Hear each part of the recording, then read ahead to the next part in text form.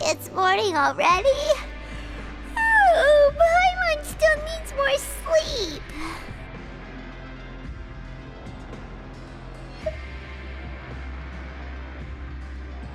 Huh? Wait, look over there! Isn't that... It's one of Linny's cards!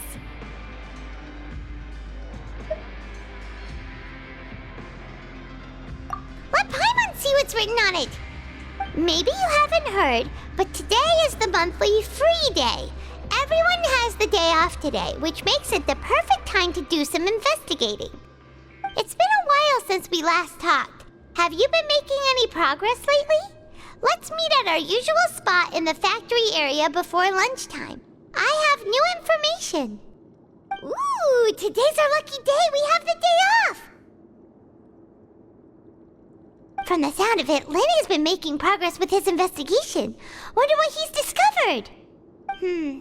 We still have some time before we meet up. Let's talk with the people here for a bit more before we go.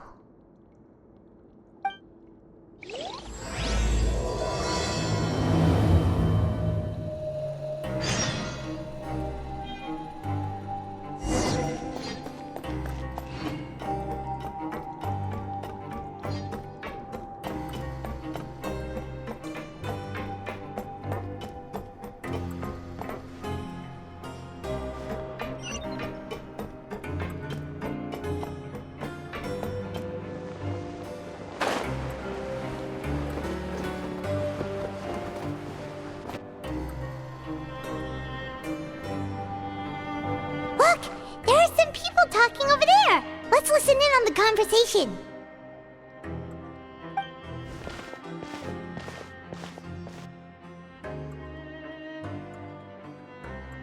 If you ask me, those pompous parasites on the surface act like they're all a bunch of aristocrats.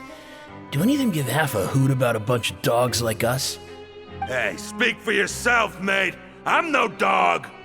Oh, you think you're special or something? If you're here, then you're just a convict like the rest of us.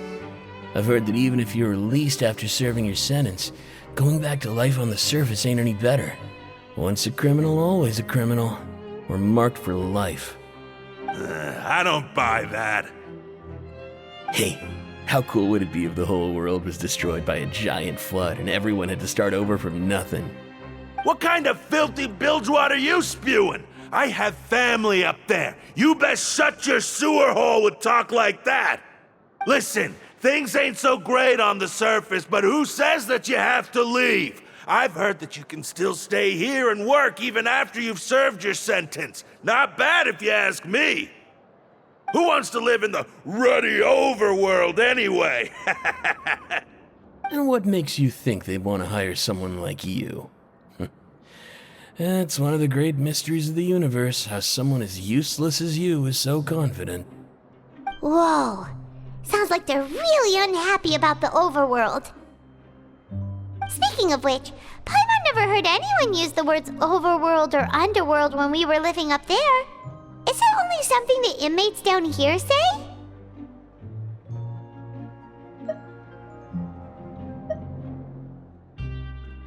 That's true.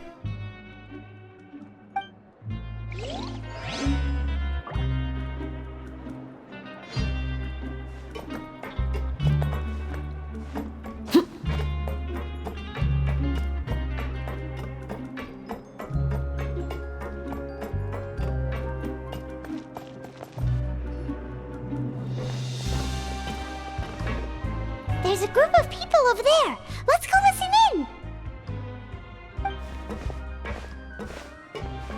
So I said, that's not a faucet. Hey, who are you two? Why'd you come over all of a sudden? Oh, sorry for eavesdropping. Sounds like you were talking about something private. What's the matter? They're just looking to join in on our fun, that's all. Hey, don't pretend like it's okay for them to just interrupt us like that. Yeah, fine. You're lucky we don't mind extroverts that much.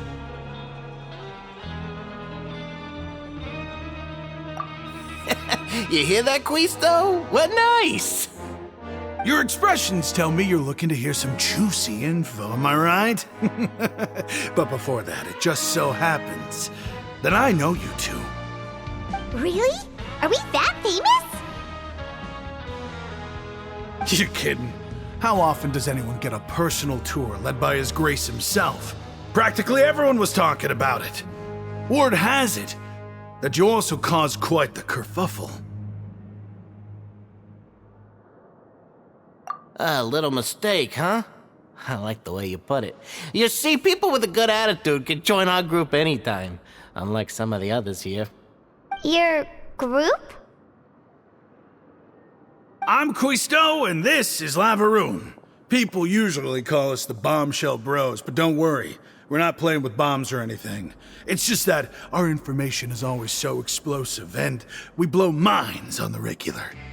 So, you two really like to gossip? Whew, you sure know how to embellish. No. You don't get it. Knowing intelligence will make things better for you here.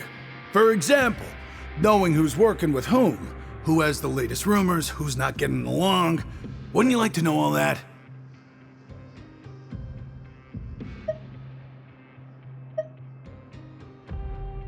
Whoa, all this info's worth something, you know? You should prove you're worthy of it. I don't mind him. Quisto's always this way. Just play nice and say something to massage his ego. The welfare meals. Talk about the welfare meals. Right! That meal we had yesterday was super delicious. Paimon can still taste it whenever she closes her eyes. Is that so? To tell you the truth, I've been helping out with making those welfare meals. I've been working as a kitchen assistant for about a month and a half now. Oh, so you're the one who made those delicious steaks. Amazing. You could be a professional chef. You are correct. I am a true professional. In fact, I even went to culinary school. But enough about that. Since you like my cooking, I guess that means we share similar tastes.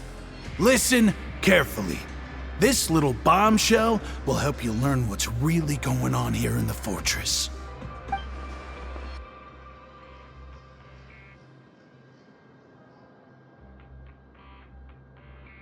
Listen, kids. The power structure within the fortress is quite complicated. The overworlders couldn't care less about us down here. We're basically dogs to them. You've already met the one person here you should never cross, the Duke, Risley. He knows more than you think. And if he doesn't care about something, then he often doesn't bother dealing with it. Those who have the Duke's attention get all kinds of special perks, even better treatment in the infirmary. I know who you mean. It's that Jurier character, right? I don't think there's anything useful about him at all. Why does he visit the infirmary practically every day? Is it normal for anyone to be going in and out of there so often? If you ask me, he's just faking it to get out of work. But did you know that Jurier was a talented researcher from the Fontaine Research Institute before he came here? There's no denying that. I don't care if he was a researcher that could turn dirt into Mora. Once you're in the fortress of Meripede, you're just another inmate like everybody else.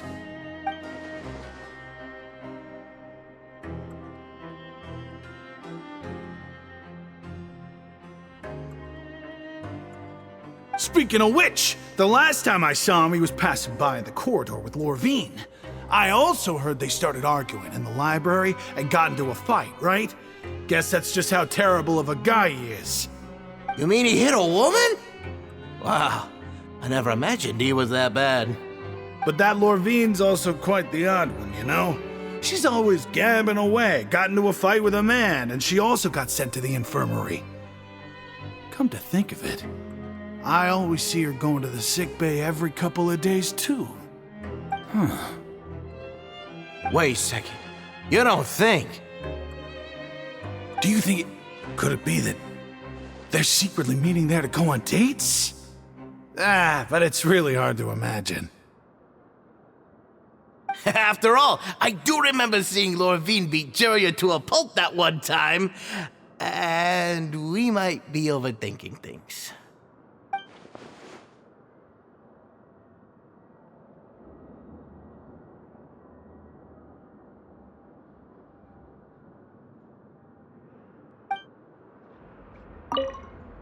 Is it really all right for us to talk about people behind their backs like this? That's just how it goes. Good gossip is still gossip. Yeah, I guess you're right. But wait, we're not just gossiping. This is legit information we're discussing here, right?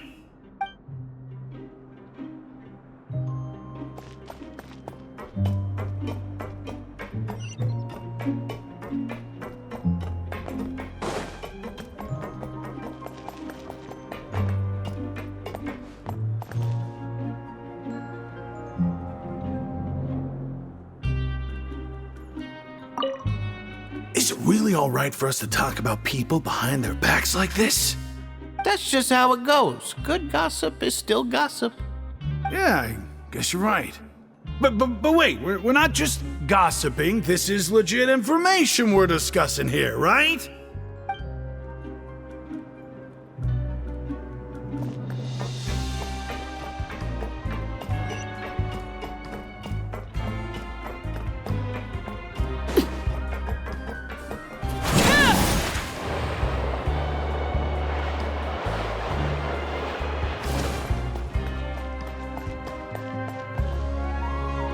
Hey, you over there?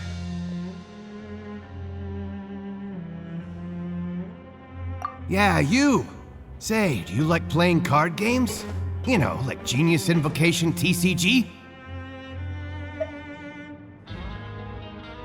You TCG players are like mint in the wild, literally sprouting up everywhere. Hey, come on now. What's wrong with finding fellow Invocation aficionados? Anyway, care to join me for a game?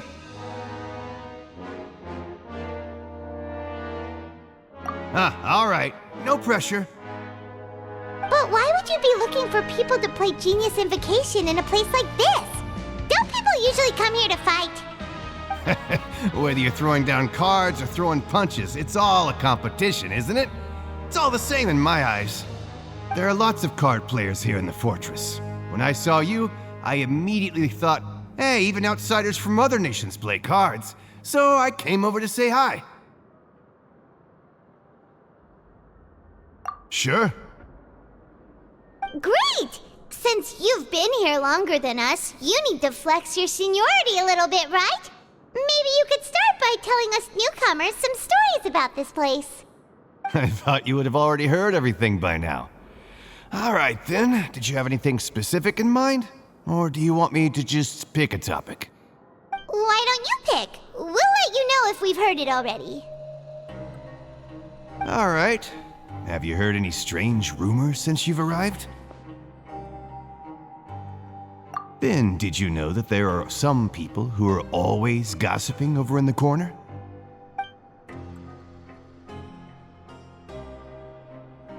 Yeah, so you've already met those two. They're quite a pair. They always keep an eye out for the latest happenings and gossip about everything. I've never seen anyone with more time on their hands. I heard that they used to be a chef and a bartender before they were sent down here. You know how bartenders are, always chatting with customers. And chefs love to pass the time just hanging out when they're not cooking. Good to know. Do you have anything else to tell us? Let me think. Sounds like you want to hear something a little more tantalizing. Oh, did you know that the Duke was also a convict in the fortress of Meripede before? Huh? Wait, are you serious? That's right. The Duke was an inmate just like you and me. Seems he was exiled here for committing some crime. Who knows how he ended up rising up to become the warden, though. To go from an ordinary inmate to becoming the manager of the whole place? I'm not gonna lie, I kinda respect that.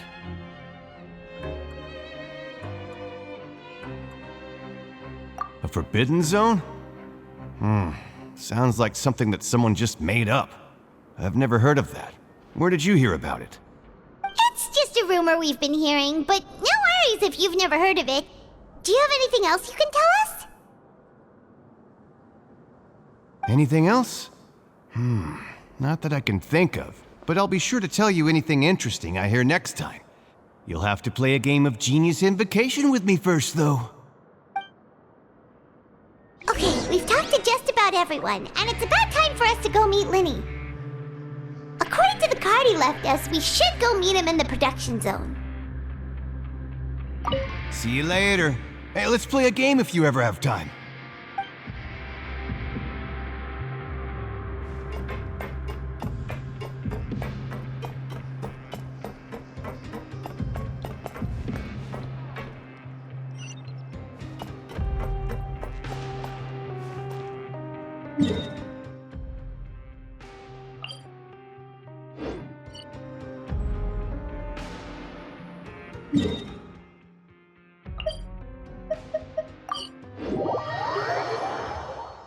What could the children be up to? Never mind. Let them do as they please.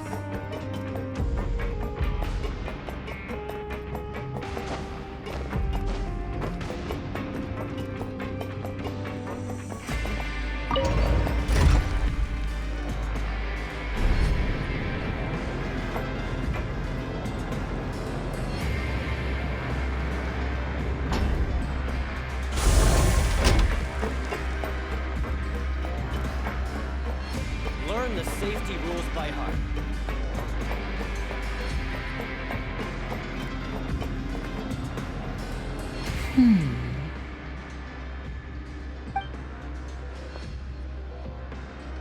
Huh?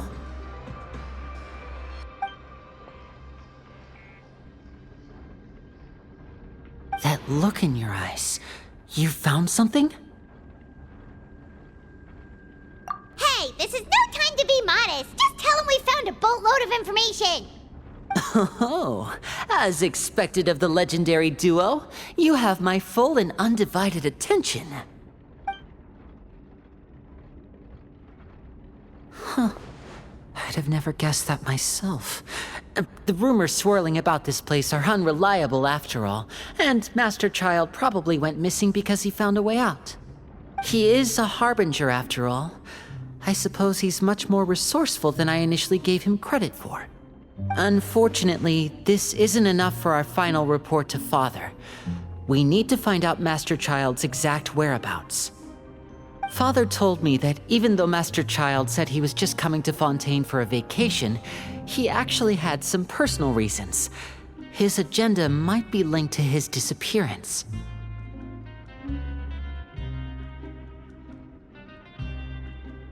His escape route is already flooded, so we'll have to task someone with professional diving skills to chase after him. Well, when you put it that way, it's obvious that only Fremine would be up to the task. Bingo! Is he around? He's working today. Coming here as a group would have attracted too much attention. I'll talk to him about it later.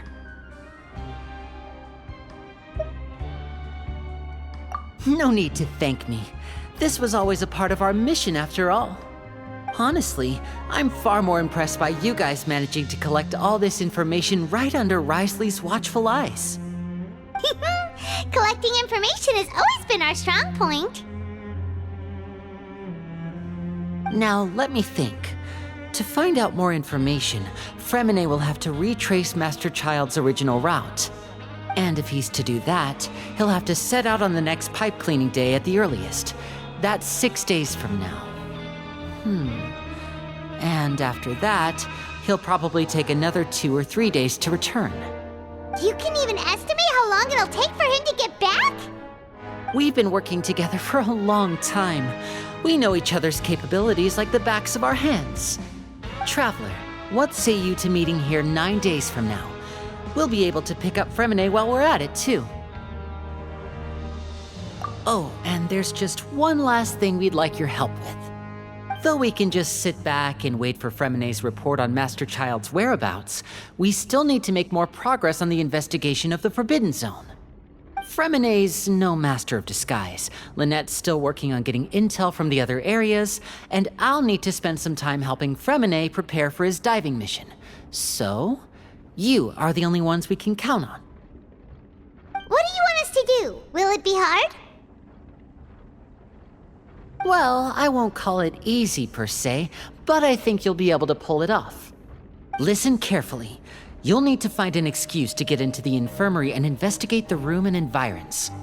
You've mentioned several sketchy-looking people always meeting at the infirmary earlier, so it probably has something to do with the secret we're hoping to uncover. You've already met the head nurse, so she'll be less suspicious of you.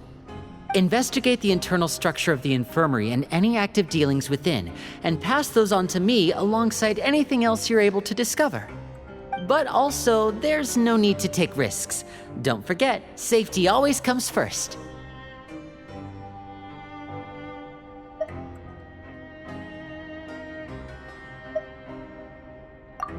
My apologies, I just started rambling out of habit. It was almost as if I was talking to my younger brother. But that's not a bad thing, right?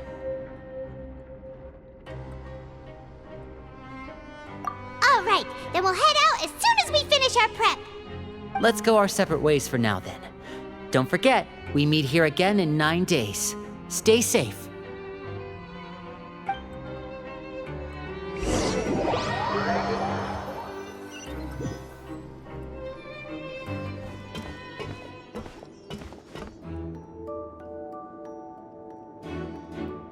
Hey, stay here for now. Paimon will take a peek. There seem to be several people inside.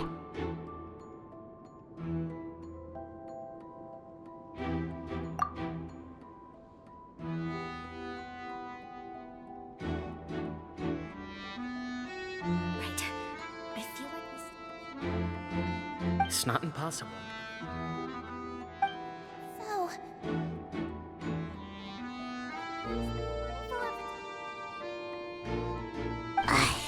It's a bit hard to understand them from here, so why don't we just try to talk to them in person? Let's go as soon as you're ready.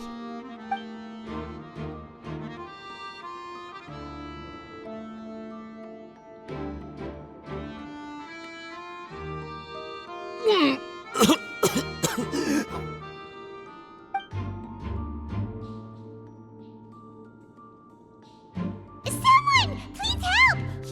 He's sick!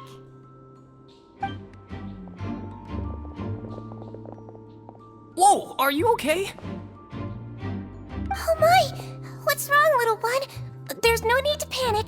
Take a deep breath before you begin. The traveler started complaining of a stomachache, and then nausea, and then collapsed onto the ground. Paimon doesn't know what to do! Freezing limbs, twitching fingers, and pale complexion? Could it be poison? Let me take a look. Please, lie down over here.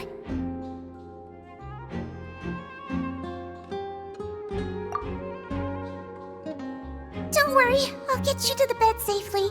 Here, hold on to my shoulder and walk slowly.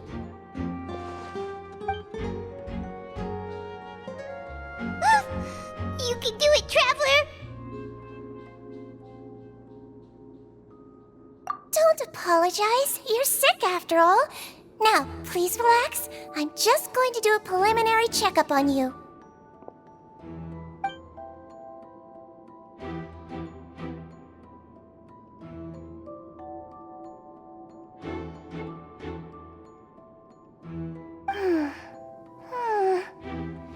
I see now.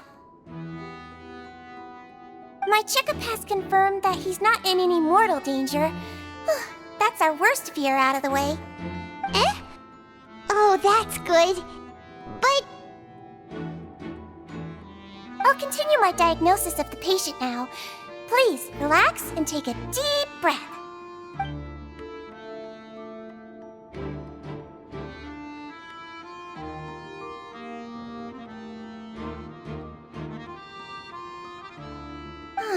Don't sense serious damage to your organs either.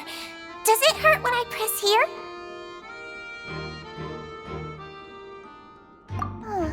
And here? Huh? But based on my initial checkup, there shouldn't be a problem here. How strange.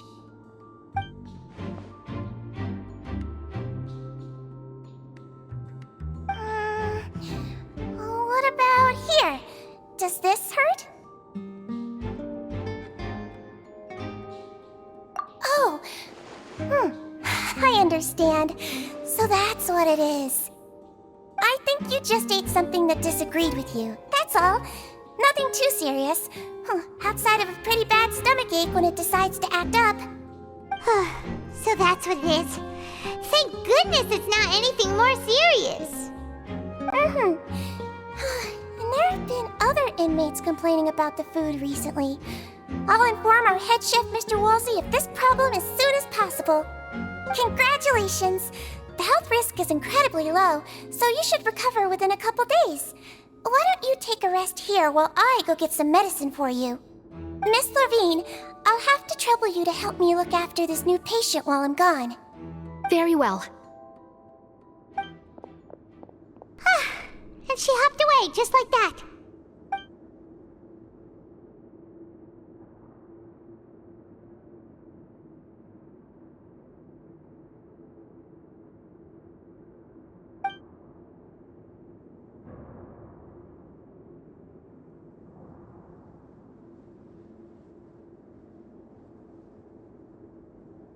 Hello. So how are you feeling now?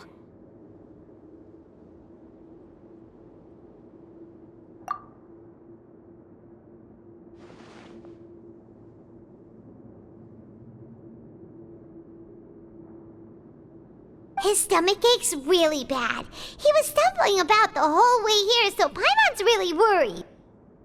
If Miss Sijuin says it's not a serious problem, then there's no need to worry. She's the best medic we've got down here. But it also looks like she's the only medic you've got down here. Well, that's true. What do you mean, that's true? That's really misrepresenting the situation. Of course I can't speak for the whole fortress, but it's not like everyone imprisoned here is useless, you know? Though they may have committed crimes and gotten locked up here as a result, they still know a thing or two about medicine, and they help Miss Sijuin take care of the sick and injured. Yeah, you're right. But did you have to lecture me about it in front of another patient? Aren't you a patient too? Where did all your energy come from? That's correct. Sorry, I got a bit ahead of myself. Are you two also sick? We've been sick a while. I come back every once in a while for checkups, and to pick up the medicines Miss Sijuin prescribes for us. That's just the nature of chronic illnesses. As for her... you could say she fancies herself as Miss Sijuin's capable helper because she learned a bit of medical knowledge ages ago. Please watch your mouth, Mr. Jurier. Don't forget that you are the primary reason I have frequent heart palpitations. Hey, don't start arguing now! Please, keep it civil at least!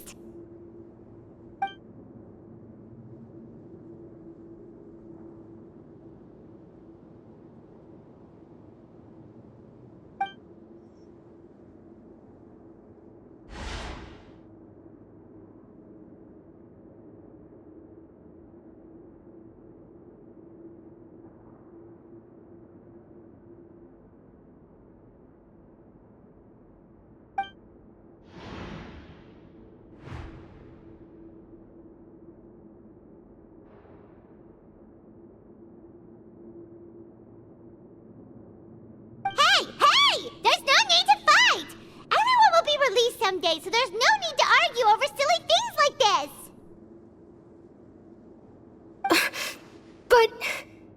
But... Release. It's way too early for us to even think about that. And who the heck knows if we'd even be able to continue our previous lives?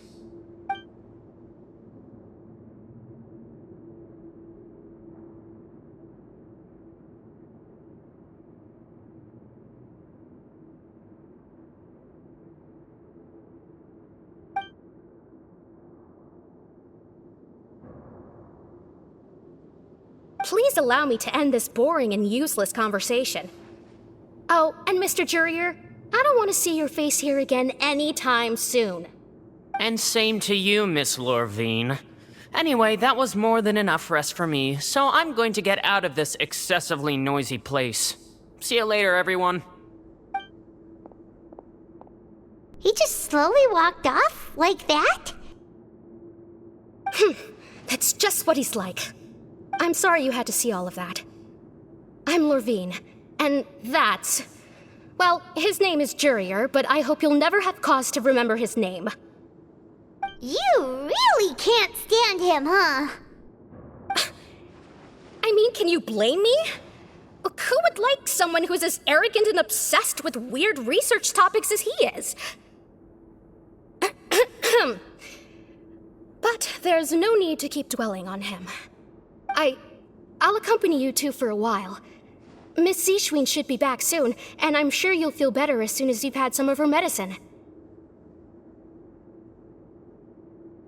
No, it's nothing.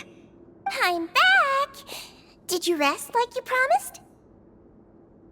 Thank you for getting our medicine, Miss Zishwin. Did you all cooperate with your bed rest? I trust that nobody got up to walk around. Good. Here, this should be 2 days' worth of medicine for you. Take 1 pill now, and then continue your bed rest.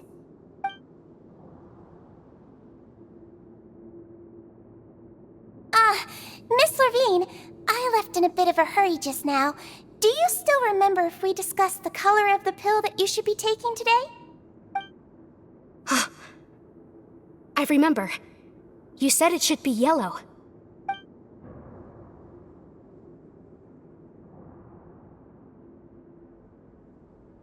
Yellow, huh? I understand. These are yours. Please, make sure to go to bed early after taking them tonight. You'll benefit from a good night's sleep. All right, then I'll also be on my way now. I hope you feel better soon, too. See ya! I'm going to fill out your medical record now. You're widely known as the Traveler, right? I just want to double-check a few details, if that's all right with you. Those two made quite the commotion just now, so why don't we let the Traveler rest? Paimon can answer the questions instead. So his primary symptoms are abdominal pain with secondary symptoms of nausea. Is there anything else? That's it. All right then. Is there anything we should know besides to take the meds? No, his base constitution is quite good, so I'm sure he'll recover quite quickly after taking the medicine. Please make sure to stick to bland or less stimulating foods, and don't stay up too late at night. Got it. Paimon will hold the Traveler to that for sure.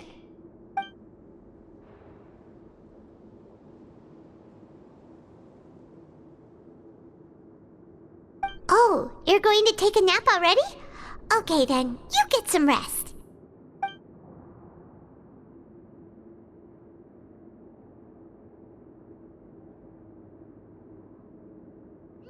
We've been to lots of places together. He may look a bit under the weather now, but he's actually super strong. So you're the best of companions. Well, don't worry, he'll recover soon.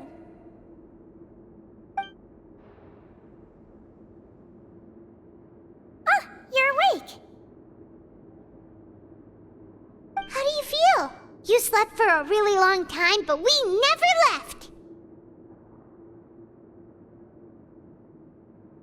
Well, now you can go back without a worry in the world. Remember to take the meds regularly, and don't forget, bland foods. Thank you, Miss Zishwin!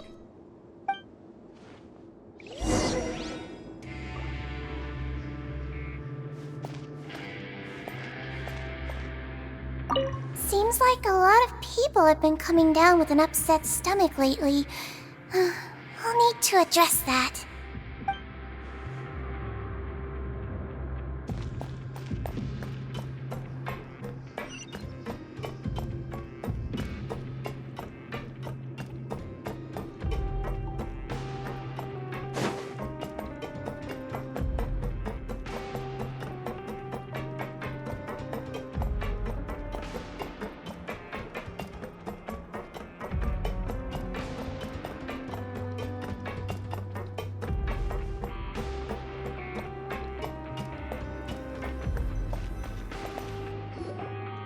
You really are something. To be able to fall asleep like that and even sleep talk the entire time, you scared Paimon half to death! No, but you kept mumbling things along the lines of, Pyron, don't take my grilled fish, and put down the Adeptus Temptation now! Paimon talked with Sigewinne the entire time you were asleep. She seems like she's just a sincere nurse, and Paimon didn't notice anything unusual in the room. Are you sure we're not going off track with the infirmary?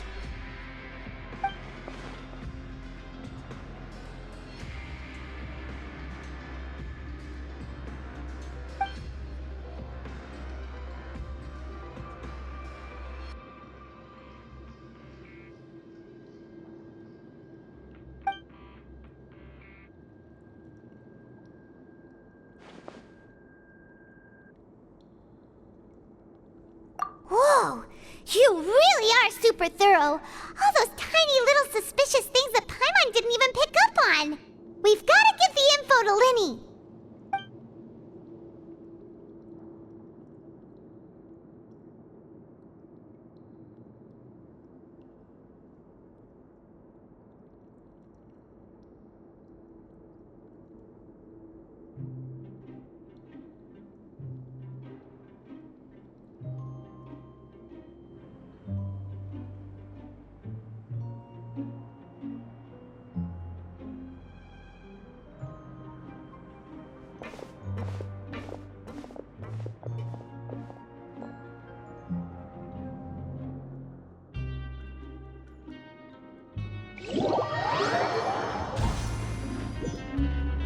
Today's the day! Let's go meet up with Linny!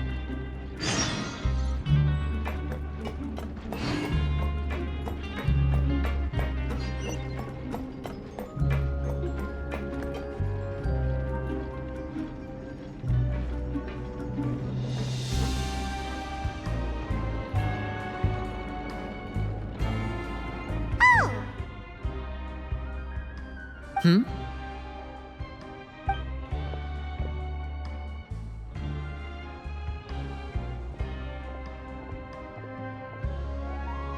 Did you two run into any trouble over the past few days? No, we just worked our shifts according to the schedule. Nothing weird happened. That's good. That means you didn't raise any suspicions when you infiltrated the infirmary. We've taken a look at the slip you've sent. Fremine successfully left the grounds via the pipes 2 days ago, and as of last night, Lynette has also infiltrated the infirmary after faking an illness. Wait, why is she getting involved as well? You already went above and beyond when you scoped out the infirmary. To put it more bluntly, even if we were to view that as something you did in exchange for Fremine's help, you've already done more than enough. Infiltrating a guarded stronghold is a different kind of job from a one-off investigation. We want to avoid using the same faces over and over and reduce the amount of suspicion that will fall on any given person. Lynette also felt like you have already taken the first step for us, so she should be the one to finish the job. So that's what Lynette thinks. Oh, Paimon hopes everything's going well for her.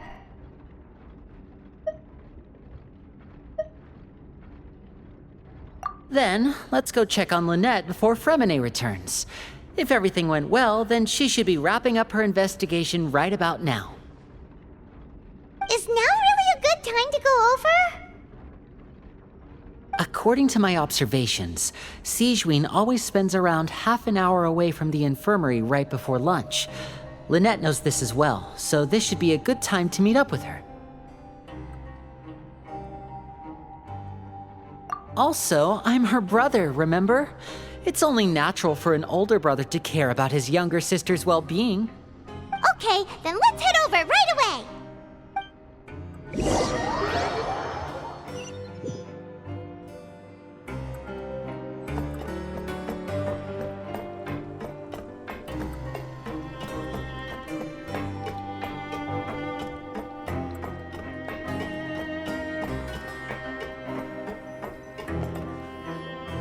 Lynette should be here right now. Huh. Strange. Lynette? As expected, Sigewinne isn't here, but why isn't Lynette here?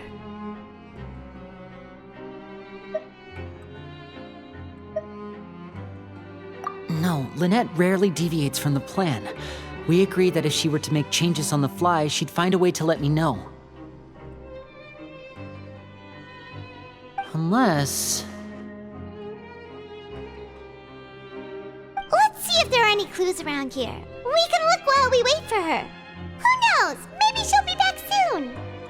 Okay.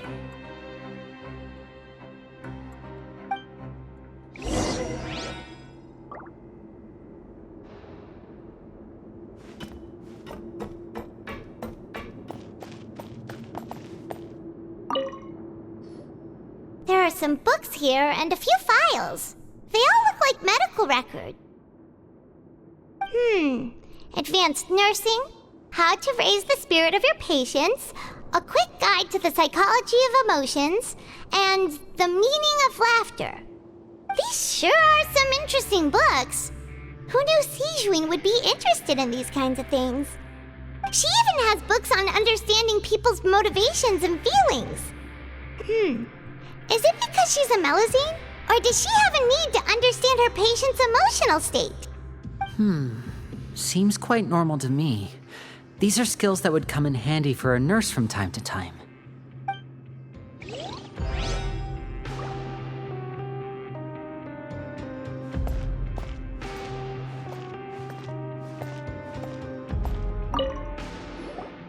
None of the beds have any signs of having been slept in, except that one over there.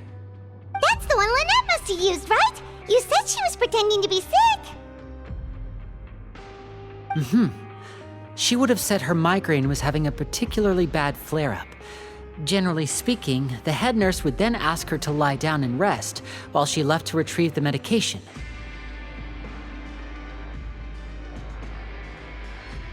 Which means, either the head nurse didn't return the entire time from when Lynette laid down up until she left the bed, or the nurse intentionally left it this way.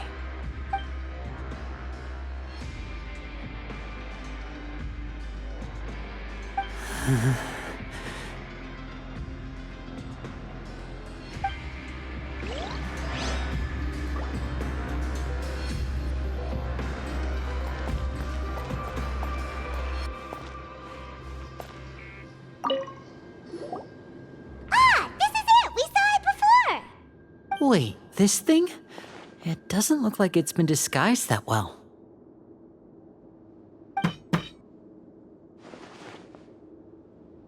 The space behind it is empty. From its size, I don't think it's an entrance that is meant to be taken apart. There's probably a mechanism around here somewhere. Could Lynette have tried to get inside? But if that's the case, she would have contacted me for sure.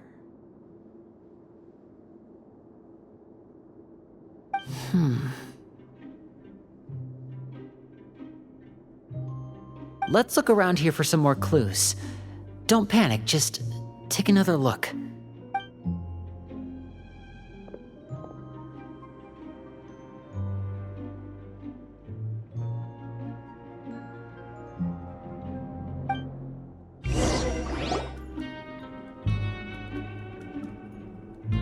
Hey, you guys, there's a slip of paper over here!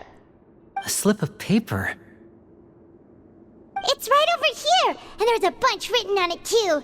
It reads, "Out of respect for your usual practices, I'll use a piece of paper or card as the medium to pass on my message. You may consider this as me giving you my best regards." This is... Is that all? The back! This is... Show me! Now! That look on your face! Paimon's reading it now! Would you care to guess where Miss Lynette of the Fatui could be right now? No! Could she have... Is she already... Writhsley. Did he deliberately leave the infirmary unguarded to use it as bait? Wait, you mean he was aware of our goals from the very beginning? But why? We didn't run into any trouble last time, and he also never reached out to us since.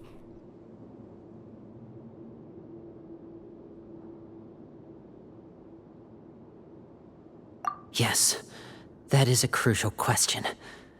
Wriothesley, he doesn't do anything without a clear goal or reason. So this means he had no concerns about your activities from the very beginning. You're not from the same camp as us. You were sent down here by Nervulet, so you have no conflict of interest with Wriothesley. We're a completely different story, though.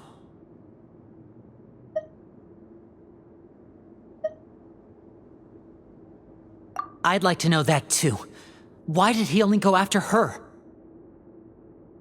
Don't panic. Just think everything over. I have to stay calm.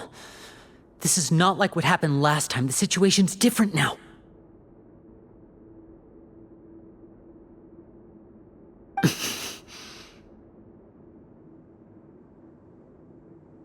Wait, you're right. Wait, but that means... The fact that Fremine was able to leave the grounds, could Wriothesley have let him go as well? But what does he gain by letting Fremine leave like that?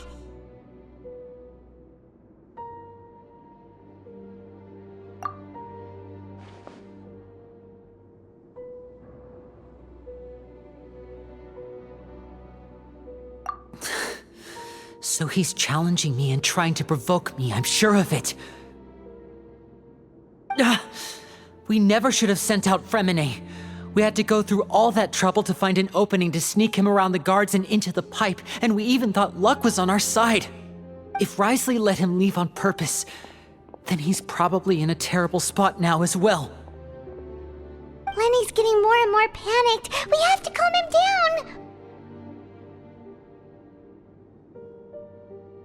Don't be like this, Lenny. Fremine wouldn't have left if we hadn't told you about Child. That was our fault. No, I'm the leader of this operation, and I'm the one responsible for this team. I was the one who failed to protect them. I'll go talk to Wriothesley. Hey, don't be reckless! Traveler, please talk some sense into him. I simply cannot allow Lynette to be abducted again. I have to go. I'll find a way to get them back. He's rushed out the door! After him!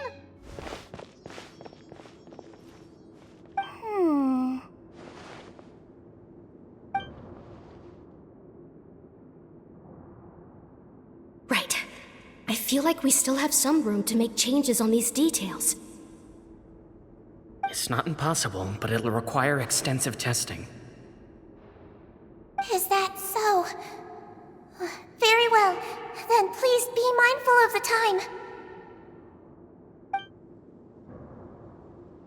Huh?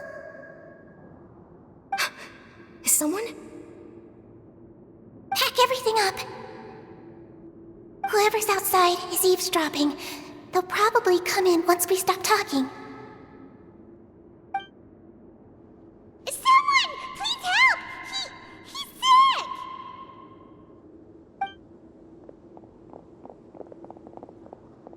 Whoa, are you okay? These two.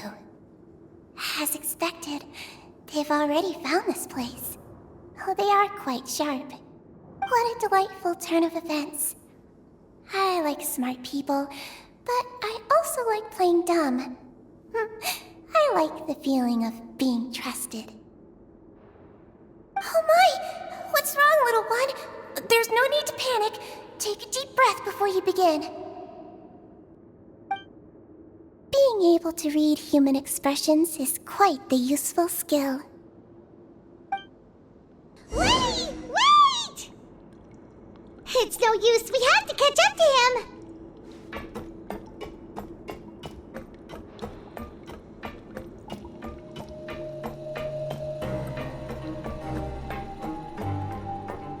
He's already out of sight! How is he so fast? Let's go head him off at Wriothesley's office!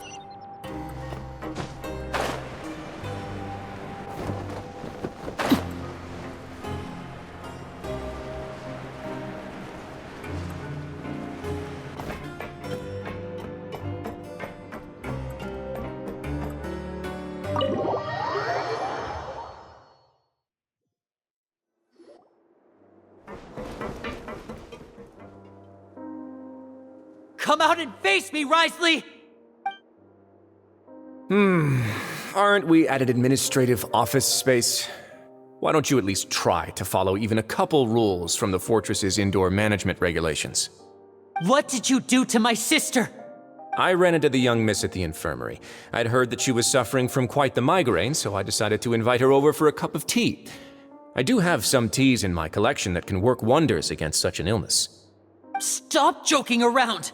Where did you take my siblings? I have also heard that your performances are quite the spectacle. Miss Lynette would sometimes enter a box filled with water, only to emerge the next second from another place altogether. Maybe she'll appear behind you right now if you were to turn your head. Is he trying to trick me into turning my head?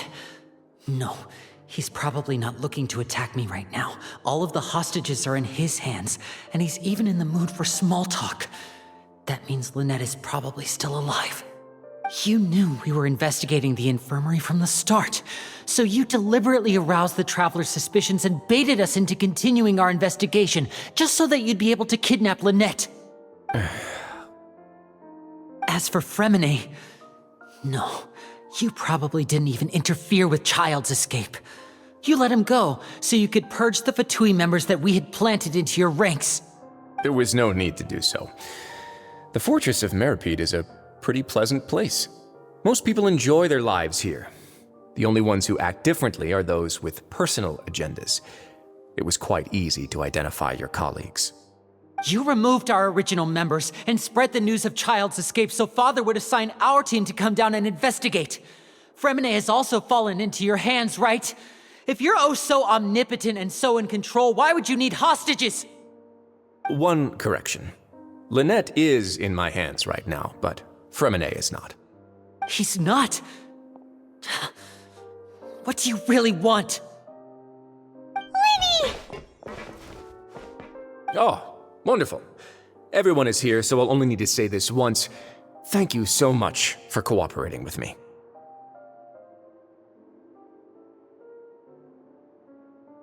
Eager and to the point, I see. Alas, only Miss Lynette is currently having a cup of the fortress's finest tea. Although, as per your original plan, Mr. Fremine should also have returned to the fortress by now. But he has neither shown up within my gates, nor has he been taken into any kind of custody. So where do you think he may be right now? Wait, you can't mean... You locked him outside in the sea? I closed the fortress's gate to the outside world. That's all. Fremine's a star diver, so he should be fine, right? No, we're still here, so he definitely tried to find a way to come back for us. So we can't assume he might have made a break for the surface. But why would I do this, you may be asking? To have an audience with you, of course. My intel tells me that Mr. Linney is a great magician, so it's only natural for me to want to have some cards of my own when it comes to negotiating. Besides, I do recall you mentioning to Miss Lynette that you've always wanted to have a face-to-face meeting with the Lord of the Fortress of Meripede, regardless of whether it was in a personal or a professional capacity. Well, you got your wish. So, you've been keeping tabs on us before we even set foot in the fortress. Some of my folks just happened to hear a thing or two, that's all. In any case, I will be straight with you. I was willing to play dumb and turn a blind eye, so we had a pleasant few days playing games together here. But once you started focusing on the Forbidden Zone, all of that changed. Mr. Linney, the cards are stacked against you right now. Miss Lynette is in my hands, and Mr. Fremine is still slowly being pickled out there in the brine. You know just as well as I that he cannot last out there forever. You need do but one thing to guarantee their safety. I would like you to contact your superior, and ideally invite her over for a cup of tea with me. You want to see Father? But why should she bother giving you an audience? Well, if she cares for the well-being of her dearest children, she should have plenty of motivation to join me for a parents' evening. I've heard that the bonds between the members of the House of the Hearth are like the bonds of family. I don't see why she would refuse. Why did you think Father sent us to handle the Fortress of Meripede? This place is basically a no-man's land. It wouldn't be fitting for anyone as important as a harbinger like Father to come here in person. Oh, I see. So it's because she doesn't care for my place here. That's such a shame. After all, I've amassed quite the tea collection. I was looking forward to sharing it with her. Both Monsieur Neuvillette and Lady Farina have already received many samples as gifts. Was this the extent of your master plan to get to Father? No matter how much pressure you may put on me, I won't allow you to use us to blackmail her. You people really are difficult to get along with. All I'm asking for is a face-to-face conversation. Does she truly have no interest in the fortress's secret? Mr. Linney, you have one last chance to invite your father here. If you refuse... Linny!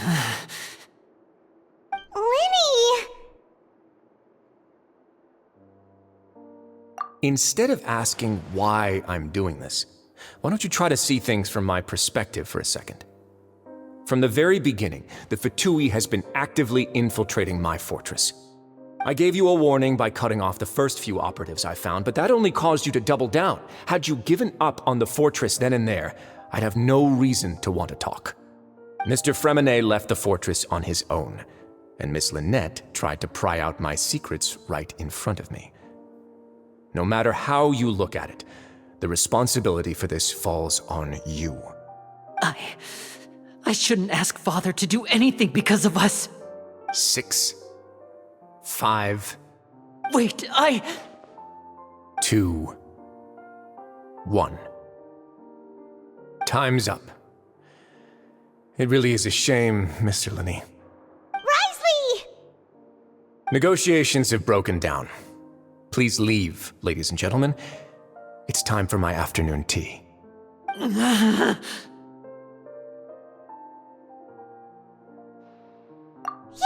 listen to the Traveler. If you can't talk to Linny, can you at least talk to us? You do realize that I'm only letting you go because of Neuvillette, yes? You're here helping him out, and I've already done my best to stay out of your way. But that doesn't mean you can just do whatever you want. The fortress may be small and remote, but it still has its own set of laws.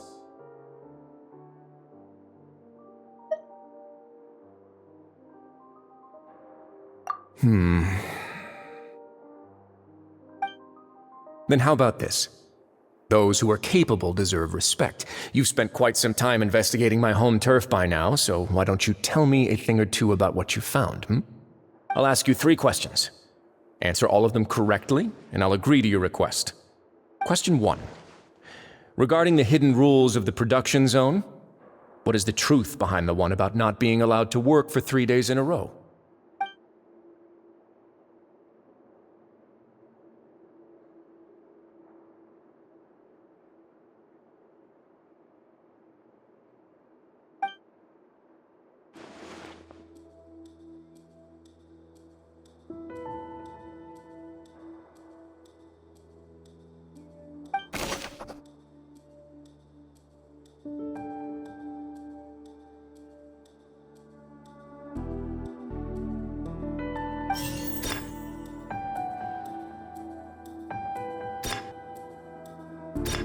I've been told that the infirmary is always empty for the half hour just before lunch. But what could Sijuin be doing during that time? The Fonta promoter has been struggling because he doesn't recognize the real value of coupons. Meanwhile, the Duke believes that only idiots who don't understand the value of coupons will spend them on Fonta. We often see Miss Sijuin observing the prisoners at work near the production zone.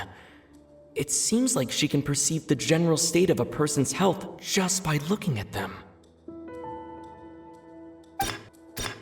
Fonta's internal report suggests that they're starting a new trial of an unnamed and unpackaged product.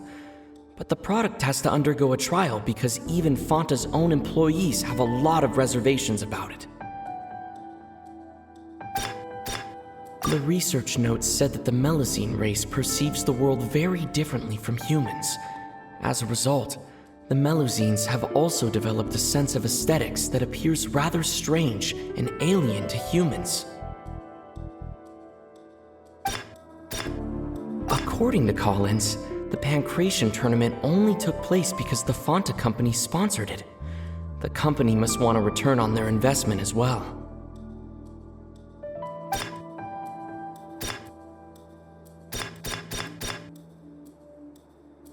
I've been told that the infirmary is always empty for the half hour just before lunch.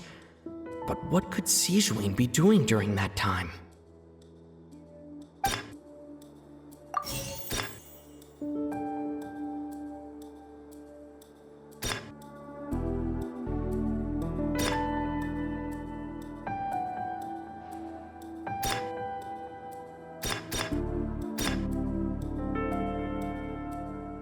We often see Miss Sijuin observing the prisoners at work near the production zone. It seems like she can perceive the general state of a person's health just by looking at them.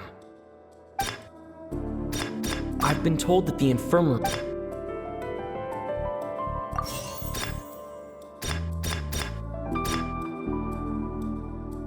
We often see Miss Sijuin...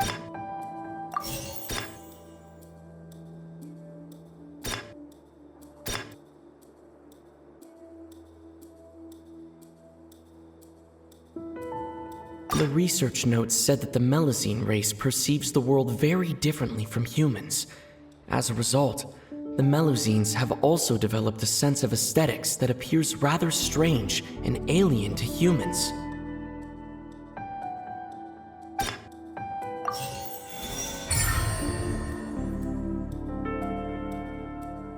Ah, so that's what's going on. Paimon understands it now. Who would have guessed? The hidden rule of the production zone. People are not supposed to work 3 days in a row, and if they do, they'll get strange meat in their welfare meal. At first, we thought this strange meat must have something to do with the people who disappeared, but in reality, they were all prepared by Sijuin, the head nurse. She often visits the production zone to observe the workers' health and makes a note of anyone who has worn themselves out after 3 full days of work. Out of her sense of duty as the head nurse, as well as her genuine concern for the workers' health, Sijuin visits the cafeteria right before lunch and cooks an extra dish for those who can use the stamina boost. Sijuin has only the best intentions with her surprise gift and doesn't want anyone to find out about what she does. However, unfortunately, Melusines as a race perceive the world differently from humans, and their sense of aesthetics is even more alien to us. The recipients of her lovingly prepared special meals cannot taste the care within and usually just freak out. Are we on the right track? Not bad. You've uncovered Sijuin's secret and even guessed her intentions correctly as well. It's nice to know that her efforts have not gone unacknowledged. All right, now for my next question. There are also some hidden rules in the Pancration Ring, including the one that you're not allowed to support both sides of a fight. Why is that?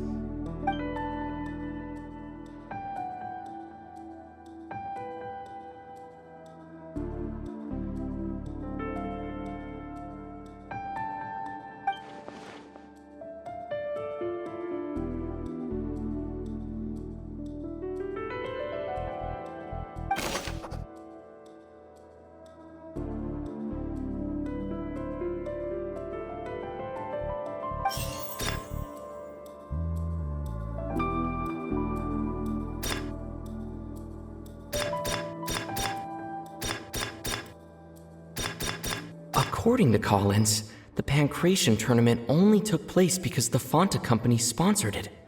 The company must want a return on their investment as well. Fanta's internal report suggests that they're starting a new trial of an unnamed and unpackaged product. But the product has to undergo a trial because even Fanta's own employees have a lot of reservations about it.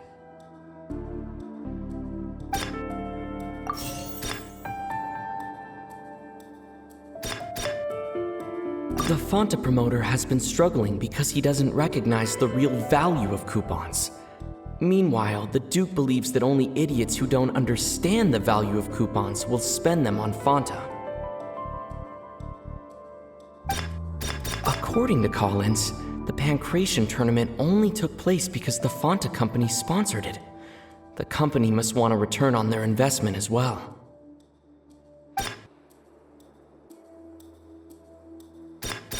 Fanta's internal report suggests that they're starting a new trial of an unnamed and unpackaged product. But the product... According to Collins...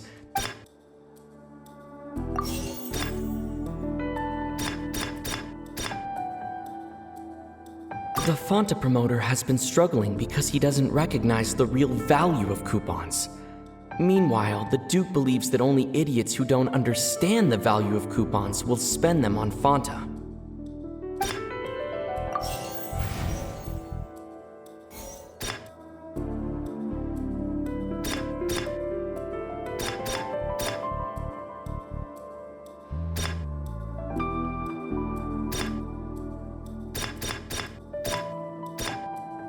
According to Collins, the Pancration tournament only took place because the Fanta company sponsored it. Fanta's internal report suggests that they're starting a new trial of an unnamed and unpackaged product.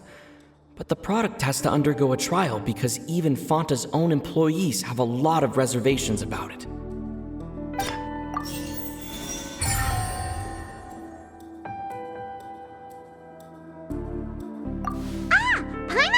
Rule 2 now, so there really was nothing to be afraid of. That hidden rule of the Pancration ring is about how, people are not supposed to bet on both boxers at the same time. And if they do, they'll receive a package containing a strange, blood-colored liquid. People get scared when they see it because they've subconsciously begun to associate it with the missing boxer.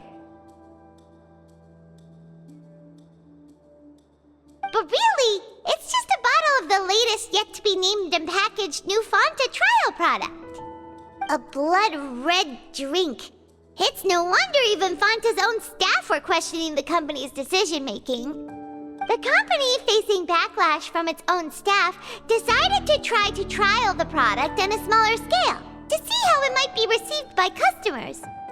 They came to the fortress of Meropide and offered to sponsor the Pancration tournament so they could push their new product. But the Duke completely refused to even entertain the idea.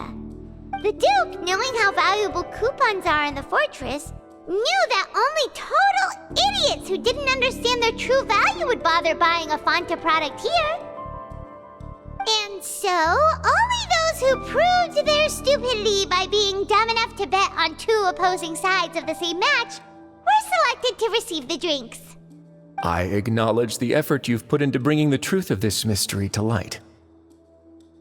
Although, based on your description, that Fanta promoter is a bit too careless with his words, I may just reconsider my collaboration with the company.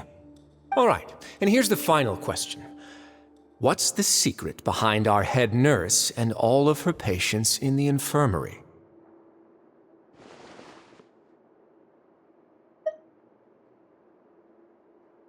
Stop your cruel and pointless games, Risley! You know that we haven't finished our investigation, so there's no way we can answer the last question! The thought of sparing Lynette and Fremine never even crossed your mind! You'll pay for this! Ah! Lenny, are you alright? Oh, close one. I owe you, Sigewinne. That was a fantastic shot. It was nothing, Your Grace. Sigewinne? Though this gun may look like a toy, it's actually fully functional, as I just demonstrated. Sigewinne... You...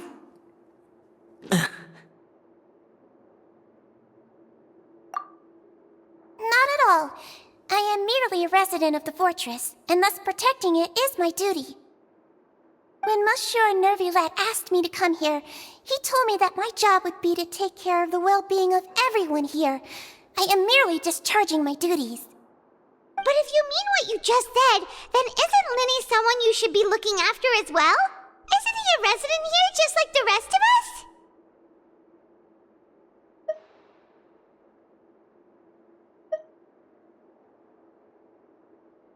But I really am just doing what Monsieur Nervulette told me to do. Everything I did, I've done to protect them. Had I not, they would be in far more dire straits right now. His Grace knows it too, right? Your Grace? Mind proving my innocence to them? My dear Sigewinne, whatever shall I do with you? Would it have killed you to just wait another minute or two? Well, it's nearly time after all. The way you do things can be truly frustrating sometimes, Your Grace. I figured I should try to talk some sense into you. What are you talking about? What time? Take me if you want. But let them go. How touching. Can you just give me one more minute? Don't be like that, Your Grace. All right, everyone, calm down. 2 more visitors will be arriving any time now. I'll go get a cup of tea. Miss Sigewinne, I leave Miss Lynette in your care. You... What are you doing? I believe I hear footsteps.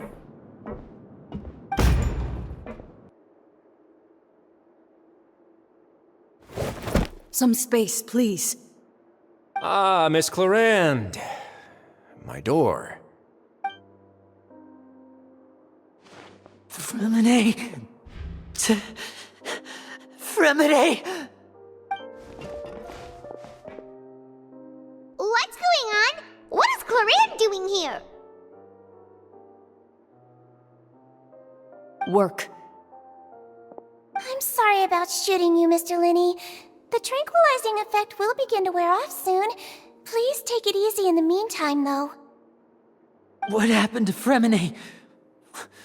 Wasn't he diving just outside of the fortress? Why is he looking like this?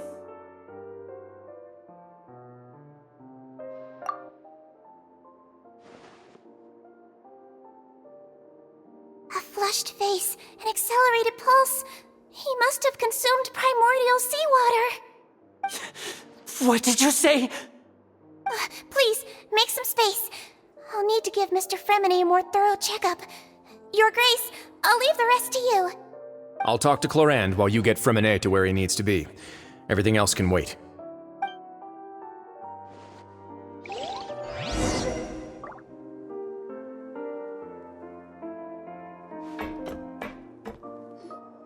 What's that look on your face? I thought I made good time on the way back.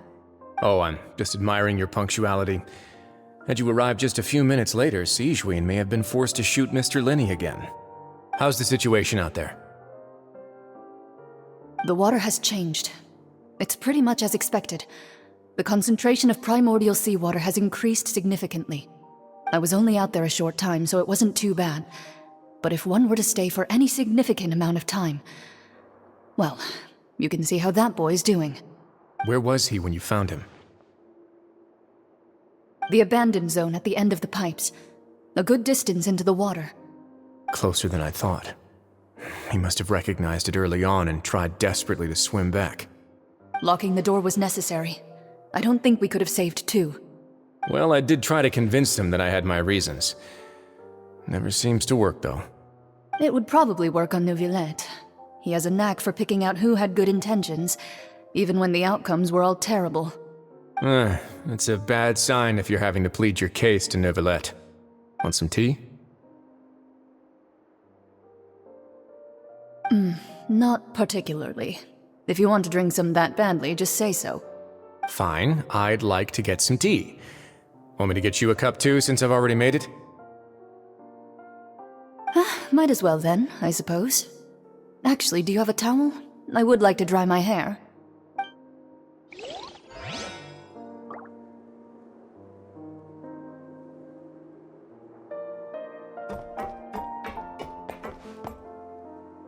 Could I tempt you with some sugar for your tea? No need.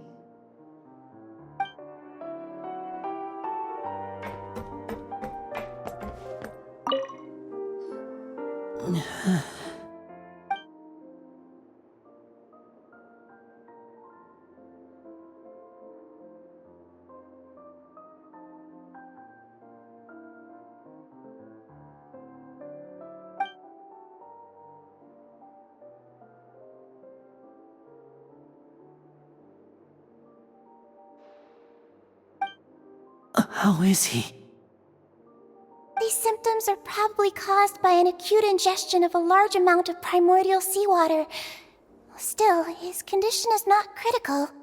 Of course, it would be best if he stayed for further observation. Let's leave him here for now, and move him to the infirmary once he's recovered a bit more. Sorry. I am aware that the infirmary may not be your favorite place in the world at the moment. We do only have a single clinic in the fortress, however. Why would he ingest a large amount of primordial seawater after leaving the fortress? How could that possibly happen? Please, look after Mr. Fremine for the moment. I'll go fetch some medicine and a respirator. Oh, I'll bring Miss Lynette back with me. Where is she? How is she right now? Oh, she just took a nap in an empty room after I tranquilized her. If my calculations are correct, she should also be waking up right around now. You might not believe me, but His Grace and I actually made some snacks and tea for her.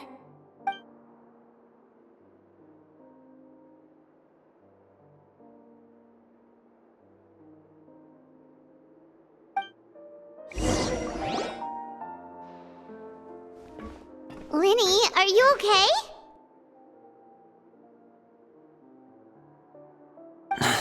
I'll be fine. They're all here now. Don't worry about me. Are you sure? You don't look alright. My hands and feet are still a bit weak, but that's probably just the residual effects of the tranquilizer shot. I'm back, everyone. Lenny! Oh, Traveler, Paimon, you're here too. Fremine? Is he... He'll be fine. But for now, please help me lift him up.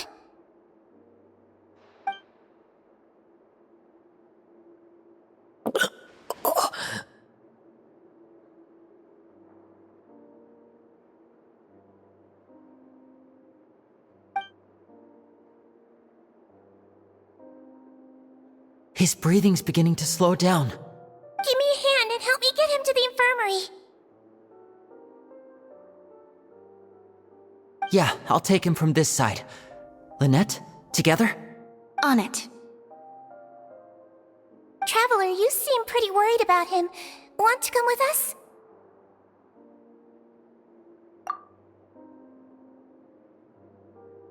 The Duke and Clarande are gone. They probably went to get some tea. The Duke will explain the truth in just a bit. Miss Clarande will need a break, since she only just returned from rescuing Fremine out of the sea.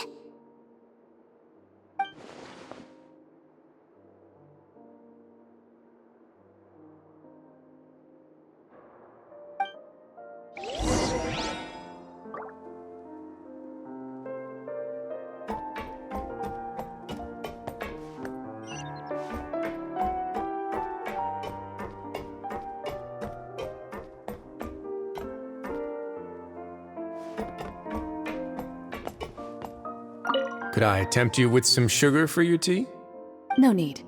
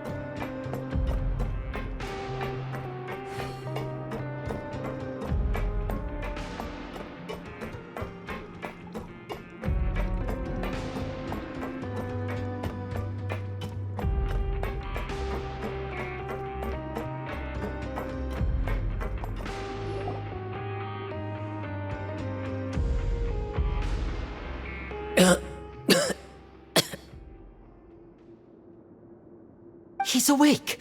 Fremine, how do you feel? Lynette. We're all here. Where am I? The infirmary, at the Fortress of Meripede, Mr. Fremine, and you are no longer in any danger.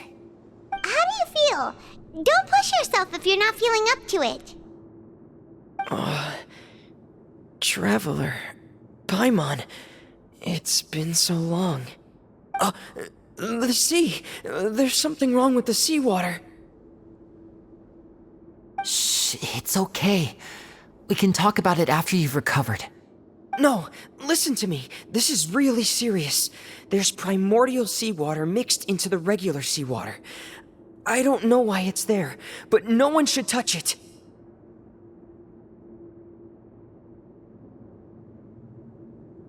Pipes. Right, the pipes. It's all coming back to me now.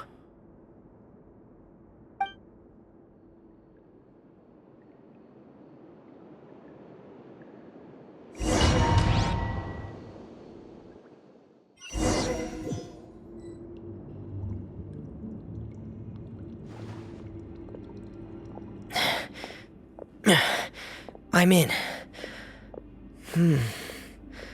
Seems like this pipe hasn't been used in a long time. It looks abandoned.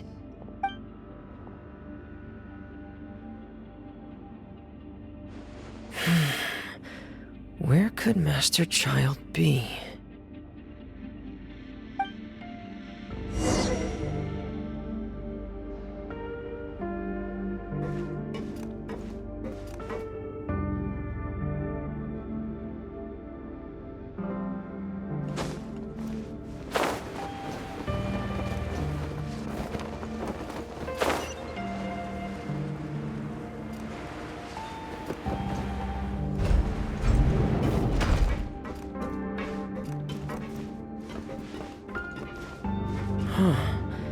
This mechanism looks like it's been tampered with.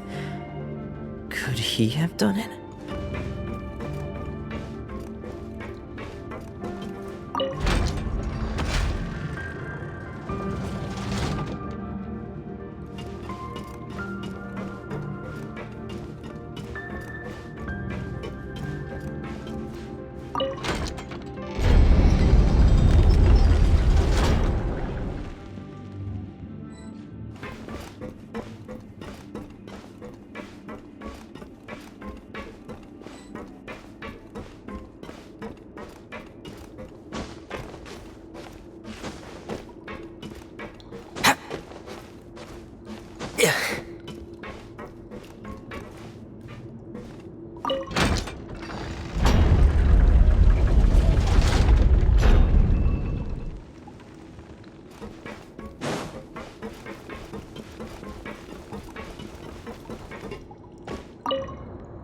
It's getting stuck on something. Seems like I'll have to avoid those obstacles while I turn it.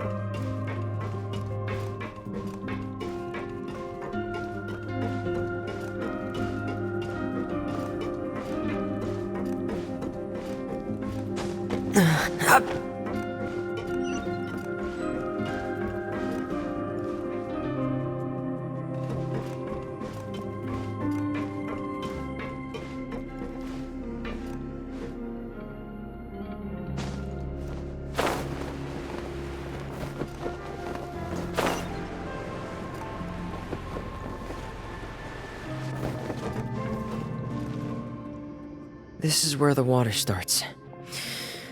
Okay. Master Child probably dived into the water. I'll go take a look as well.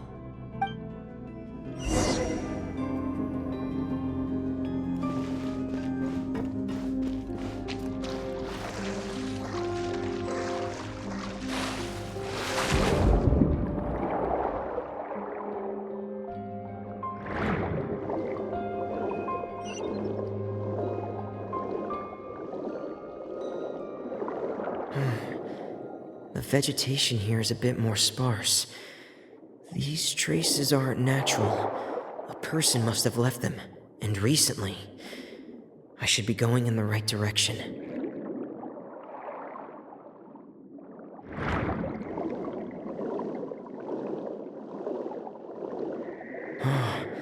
There are traces here too. I need to keep going.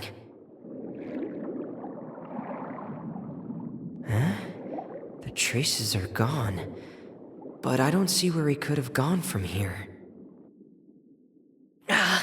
Wait, what the?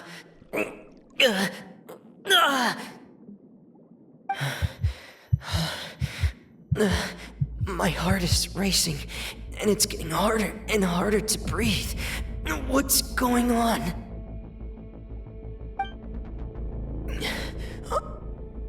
No good. I have to get back. They still don't know anything about what's going on. If I turn back right now, I should still be able to make it.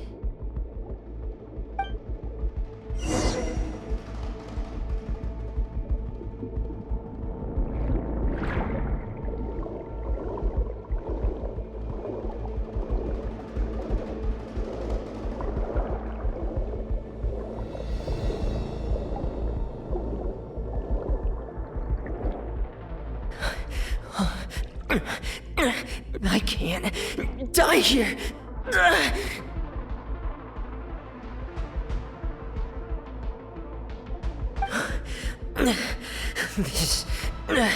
This is bad.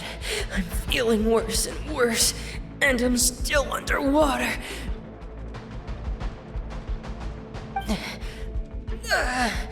I have to push on.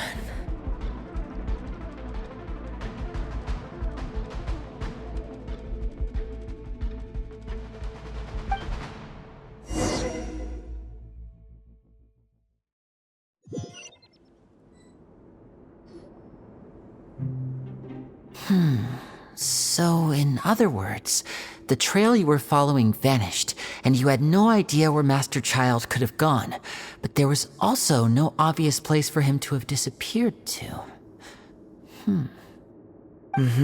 That's right. I tried my best to swim back, but I had already put some distance between myself and the fortress, and I just couldn't find the strength to keep going. I probably passed out some time after that, and you know the rest. Miss Clarande brought you back, but we also don't know why she just suddenly appeared at the fortress, or why she went out to save you. Miss Clarande, you say? I must go thank her in person. You're still too weak for Monet.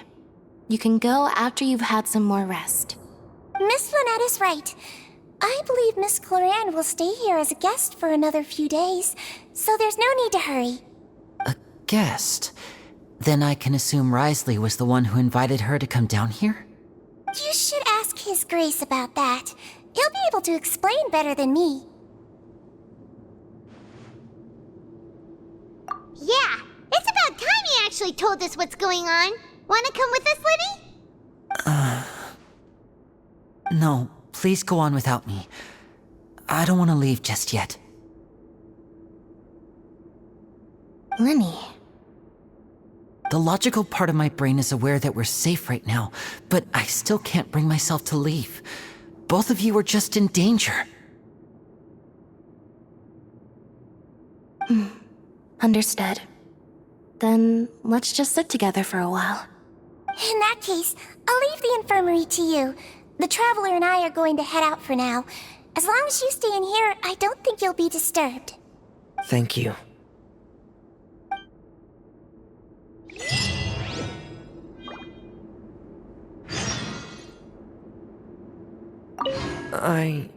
I'm so sorry, Lenny.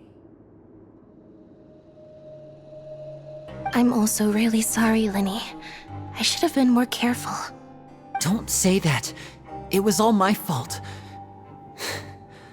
I was the one who should have been more careful. You two were nearly... If I was stronger, maybe I would have already found Master Child. No, how can you say that? Huh? I'm sorry. What I'm hearing is, we all dropped the ball at some point during the mission, so the responsibility falls on all of us. Isn't that right? Yeah, that's right. It's on all of us. Lenny, we understand that you're worried about us, but we're worried about you as well. Please don't blame yourself. We want you to keep your spirits up. Yeah.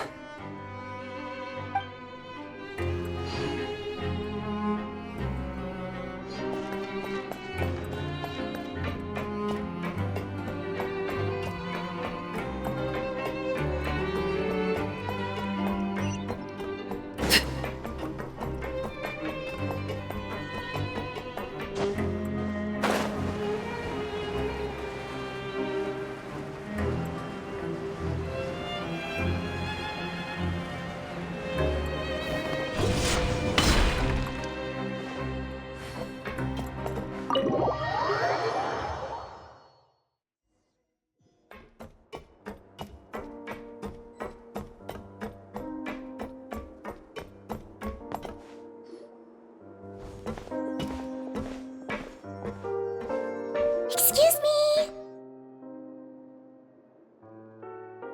I take it Mr. Fremonet's condition has stabilized? Of course! I wouldn't have left the infirmary otherwise. I've been expecting those two, but might I inquire as to the purpose of your visit, Miss Siegeween? I wanted to check up on Miss Cloran. How are you feeling? Mostly fine, I think. If you don't mind, I'd like to perform another quick physical exam. It'll just take a few minutes. All right. Thank you for looking out for me. I'll take my leave for now, then. Well, want to explain yourself, Risley? Of course, but I'm not partial to the word choice of explain. How about enlighten?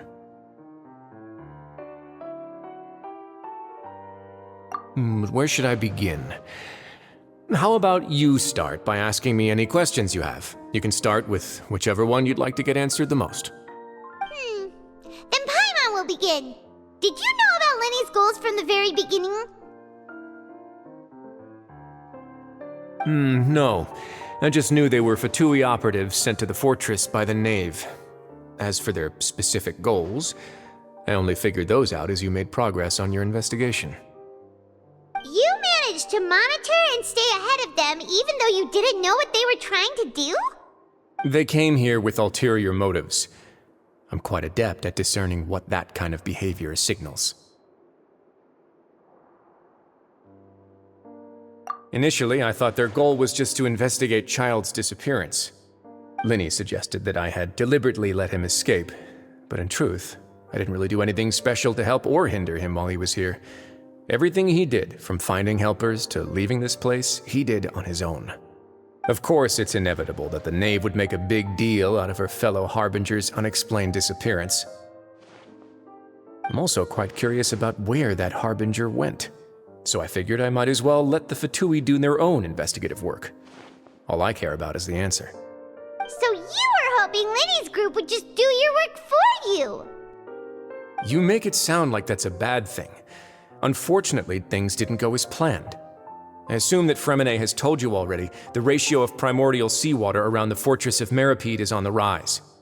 The Forbidden Zone has always been Lenny's target, and you got roped into that investigation after running into him.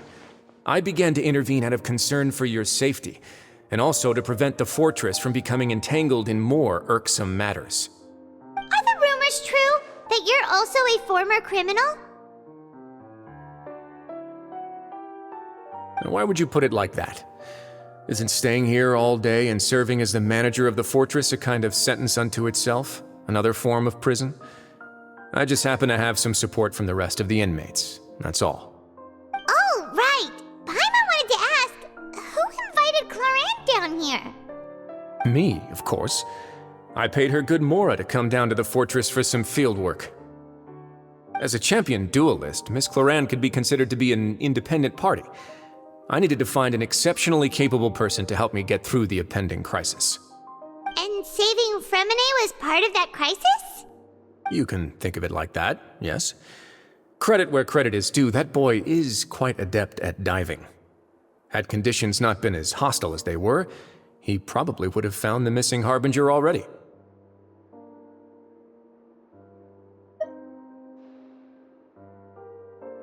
That's not something you should be asking after. Neuvillette only asked you to investigate Child's whereabouts. All I need to prove to you is that the Forbidden Zone had nothing to do with the Harbinger's disappearance. That should be clear now that you've spoken to Fremine. But we've already uncovered that there's something wrong with the infirmary, and we've answered a bunch of questions that you threw at us. Isn't it about time that you answer our last question in return? You make a compelling case. Do you really want to know the answer that badly? Yeah, Paimon really wants to know. Even if the truth may not be pleasant? Follow me.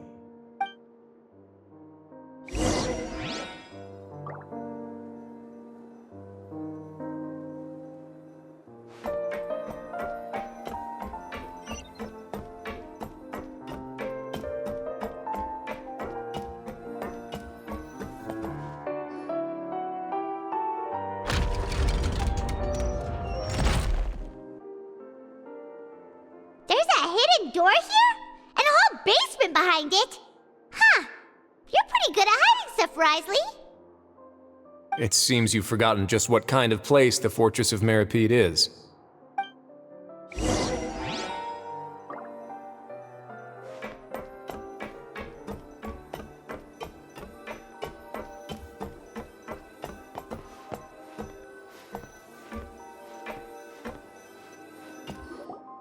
Stand on the central plate. Wait, is there a secret mechanism or... Whoa!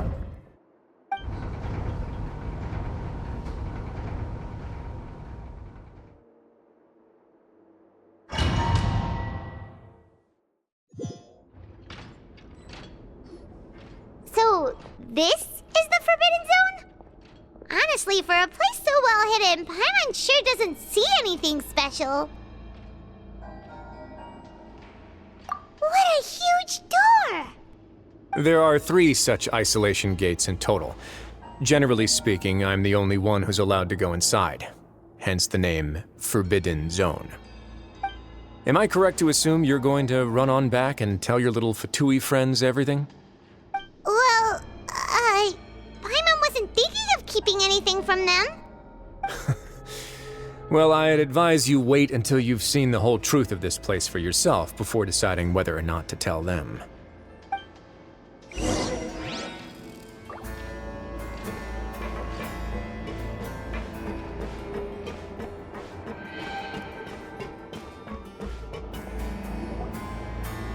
Huh. So there's a switch on the side. Stand back.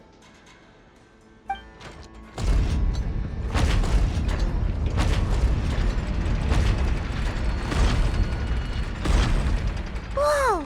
They all just went up one by one! Go on, have a look.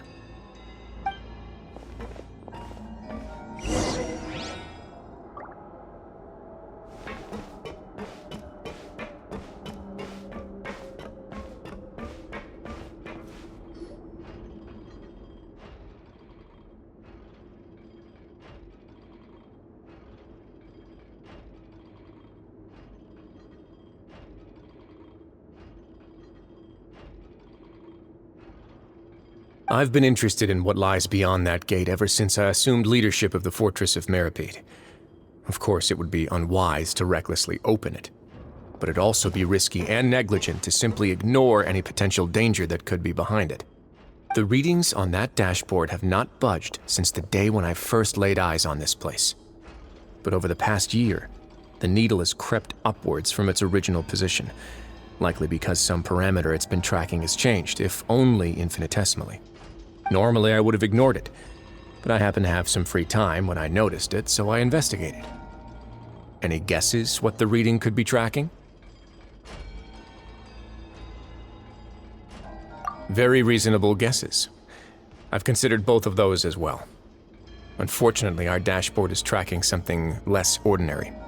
The temperature should vary with weather and climate changes, so for something that rarely shifts, the water pressure is more likely. We ran a few tests to increase the pressure from the outside, but the readings didn't change at all. Later on, a few more possibilities occurred to me, such as a potential connection with the primordial sea. I began to make a few preparations based on that hypothesis. Over the past few days, the needle has moved again. With that, and the symptoms that Fremine displayed after leaving the fortress, I can now confidently conclude that the readings represent the concentration of primordial seawater in the seawater nearby. The concentration of primordial seawater? But we're already under the sea! And that is precisely the problem. We're at the bottom of the sea, and now we're surrounded by toxic seawater. Somehow, primordial seawater got mixed in, and the concentration is steadily rising.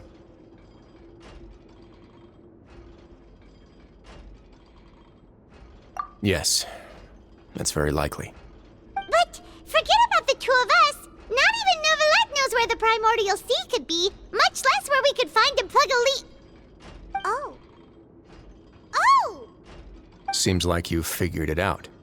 I believe the primordial sea lies directly beneath this sluice gate.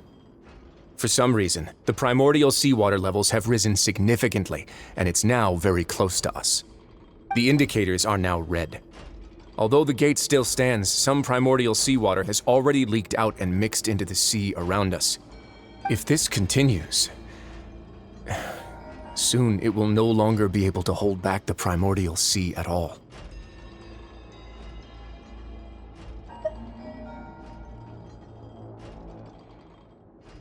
Yeah, you know what the legends say. If this place falls, then everyone in Fontaine will be turned into puddles in the span of a night.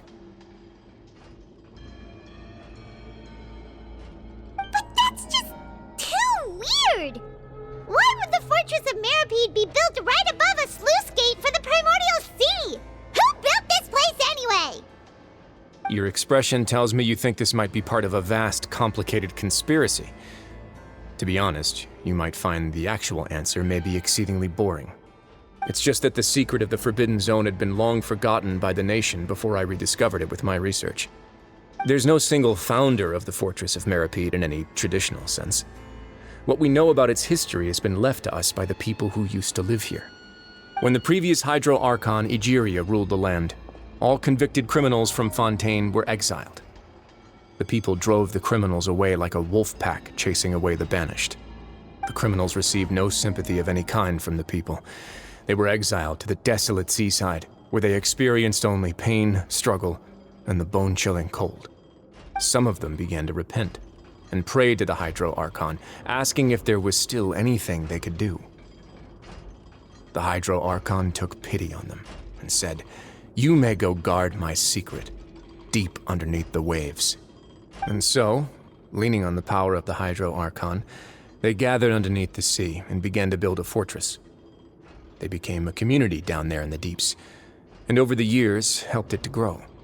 As the number of exiles increased, more and more people joined the community. When the first group of exiles died, they left the yet unfinished fortress to their successors. The Hydro Archon continued to lend her support, allowing the fortress and what it stood for to continue growing ever larger. Before long, this dark underwater fortress became the sinner's only home. And with that, the people here stopped referring to the fortress as a prison. They saw themselves as repenting sinners who would regain their freedom once they had sufficiently redeemed themselves. But as time went on, people also realized that the fortress was a lonely place. Once they had gotten used to life here, they could no longer feel comfortable living in the overworld. Once they had finished serving their sentences, some people left and some others chose to stay. They'd find some idle position and let their withered souls fade away with the ancient secrets of the past. After many, many centuries, few people still remember the reason for the fortress's founding. Now they just see it as an integral pillar of Fontanian society, as the place where criminals deserve to be sent. Now and again, researchers manage to break one law or another and live out their days in the fortress. I learned all this from an elderly historian. Everyone else just thought he'd made it all up. But now you know every part of that history is true. Indeed. It's just as the prophecy says. If this gate fails, then everyone will be dissolved into the sea. To be frank, not really. But sadly, that hasn't stopped this prophecy from proving all too accurate. Prophecies are troublesome things. Just hearing one will create the first wave of panic. Seeing signs of it will bring about the second, and actually witnessing it in real time, the third.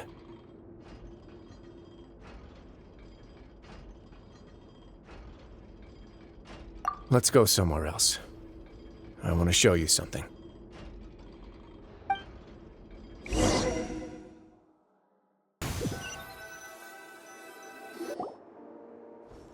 This is it. Your Grace, perfect timing. The results from our last round of experiments have... Wait, Jurier, he's not alone! Huh? Lorvine and Jurier? No need to panic, you two. I've already told them about our plan. What? After you warned us not to tell a single soul about any of this? I'm skeptical as well. Are you sure they are trustworthy? The results speak for themselves, don't they? These two may already know more than you could ever imagine. All right then, if Your Grace insists. They seem harmless enough, so I'll trust them for now. Well, how about some reintroductions? This is Jurier, one of the highest-ranked researchers from the Fontaine Research Institute. He used to work under Edwin. I trust that you've heard of Edwin? Good. Saves me a bit of time explaining. Edwin's main areas of research were archaeum and gravimeters. As his assistant, Jurier is quite familiar with them as well. I hired him to be my technical consultant. You want to blow up the fortress of Meripede? Ah, what a lovely idea. I'm already imagining it in my head. Gotta admit, I'm tempted as well. Guys, focus! Focus! That taskmaster over there is Miss Lorvine, and is also one of my technical consultants. While Jurier used to be Edwin's assistant, she used to be Jurier's assistant. Ooh, are they together? See, everyone keeps asking this question. Are you too sure you're not a couple and just using your work as a convenient cover? Your Grace, I am not in a relationship with this man. If I dated her, I'd officially be madder than Edwin. Jeez, forget I said anything then. Follow me. Whoa, there's another door that goes right up. Your constant amazement makes it seem like the fortress can do anything. But Paimon really thinks everything's super cool.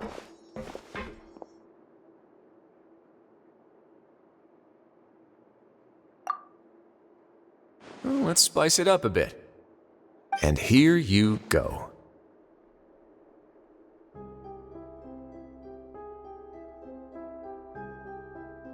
What a huge ship! This is also a production zone that Paimon's never seen before. What's going on?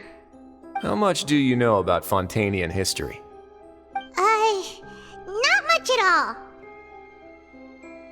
Well, then maybe you haven't heard the story of ancient Lemuria. To give you a quick rundown, Fontaine used to be ruled by the Lemurian dynasty.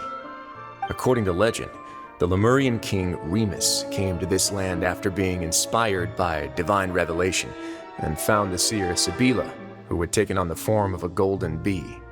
Taking the golden bee with him and riding on a huge ship, the Fortuna, he created his nation above the surging waves. He called his nation Lemuria, and used the Fortuna to incessantly search for new tribes and islands, calling on them to join his empire. There's a ship in this story too? Where there's water, there'll be ships. People believe that hope can always be found at the end of a voyage. Do you believe that too? To a point, I think. As you've already seen, I have a whole factory's worth of labor, materials, and technology at my disposal. Certainly can't hurt to give it a try. So the moment I began to speculate that the Primordial Sea might lie underneath the gate, I also began this project.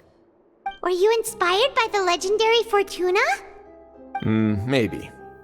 Fontanians need something to hold on to cope with the impending disaster.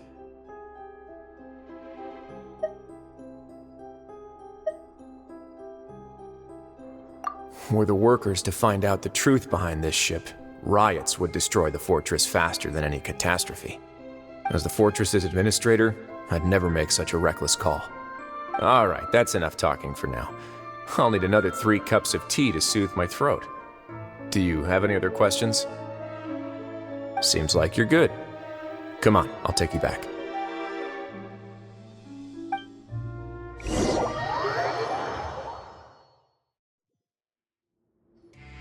I'll leave you here for now. Oh, thank you so much. No worries. But don't forget, it's up to you whether or not you want to share what you just saw. What you do from here on out will likely affect those 3 as well.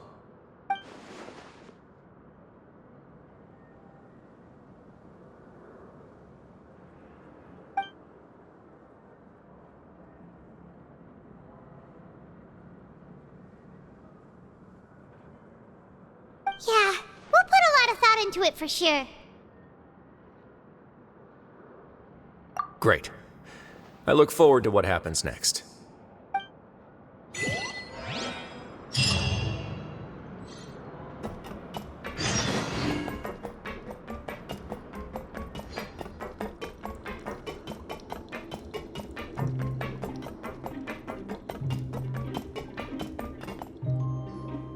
We're back!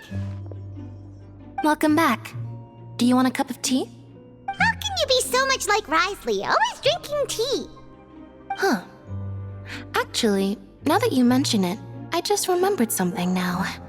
While I was sedated, I could still barely hear 2 people talking next to me. They were discussing everything, from the leaves to the water and even the teacups themselves. Must have been Risley and Sijwin. Yeah, I heard 1 male voice and 1 female, so it should have been the 2 of them. They really were just talking about brewing tea. I really can't make sense of this place. So, Traveler, Paimon, were you able to learn anything from Risley? Yeah, he explained everything. Very well.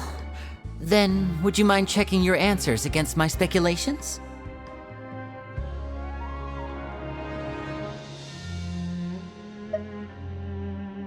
Yeah, I took the time to rest, so I'm feeling a lot more relaxed now. Nobody else is around, and Miss Sijwin is also busy with something or other, so let's just talk here. All right, then I'll posit my theories. I asked myself 3 questions. Firstly, why was Fremine affected by the primordial seawater? It was because he dove into the sea. My theory is, the long-lost primordial sea is probably very close to the fortress of Mirapede. Ooh, he's good. He got that right on the first try. That's our Lenny. Secondly, Risley's attitude changed dramatically during the course of our stay here. He ignored us completely at first, then suddenly roadblocked us. Why? I spent quite a long time thinking about this. If he has been monitoring the Fatui since the very beginning, he probably ignored us at first because he was hoping we could find Master Child for him. What's more, the Fortress of Mirapede is not part of Fontaine's court system, nor does it report to Udex Nervulet. Risley is basically the king of a no-man's land. As long as the fortress doesn't do anything about Master Child's disappearance, Father can use it to pressure the Fontaine authorities. And while the two factions are pitted against each other, Wriothesley will be free to move between the parties of interest. If I had to guess, he probably has something that he's working on himself.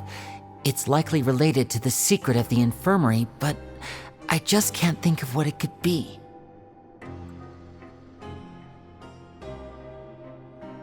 You're super smart!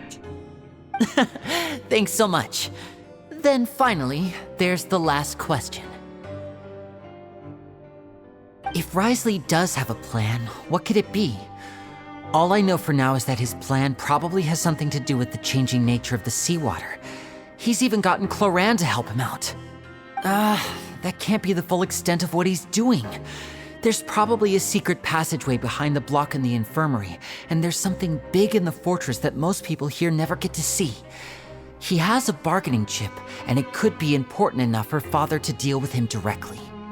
I don't have enough information, so I have no idea what his chip might be. But let me guess. You have the last piece of the puzzle.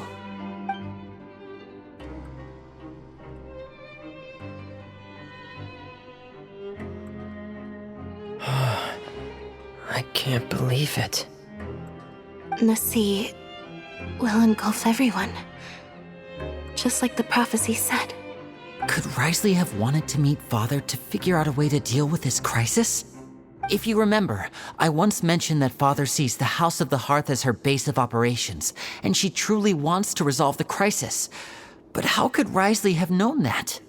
Or perhaps he didn't know and just wanted to bring Father over to his side, which could be why he said he just wanted to negotiate. Yeah, that makes sense to me. I understand your concerns as well, Traveler. I'll figure out a way to pass this on to our father. No matter what, we're on your side. The two of you have already aided us far too much. We probably wouldn't be standing here right now if not for you. If you ever need anything else going forward, please come to the House of the Hearth at any time. Though you may not share the sentiment, after all that we've gone through together, the three of us basically see you as family now. You have my gratitude. Thank you for protecting Linny when it really mattered. And thank you for sharing the secrets of the fortress with us. We didn't think you were going to do it. Why are you being so formal all of a sudden?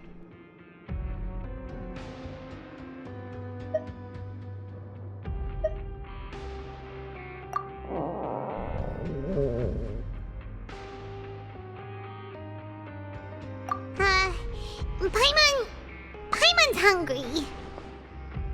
Oh, you've done so much already. Go get some food.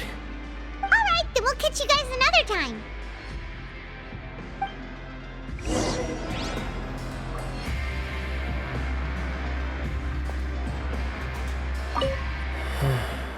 I feel like I should try to become someone more capable of helping.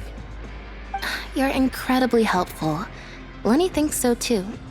Yeah, you two are always telling me not to push myself, but aren't you just like that as well?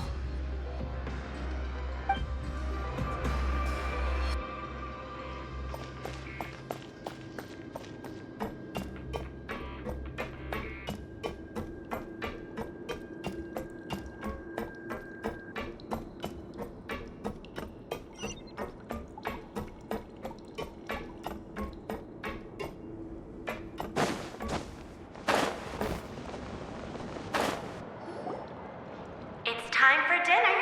Welfare meals now being served in the coupon cafeteria. Come on, let's go pick up ours as well. Traveler and Paimon, over here. Are you here for dinner too, Miss Sijween? And I'm taking the opportunity to prepare Miss Cloran's dinner as well. Huh. You're right. She's actually sitting in the fortress cafeteria. What would you like to eat? Yep, you can. I've already talked to our chef, Mr. Woolsey. It's all on me today, so you can get whatever you'd like.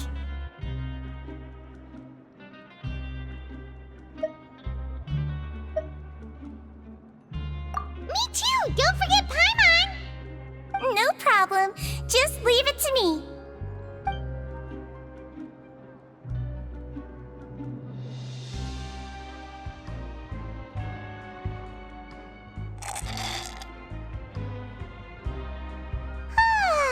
So delicious.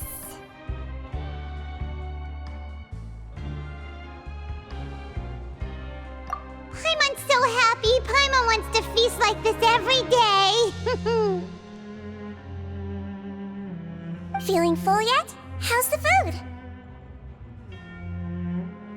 Delicious.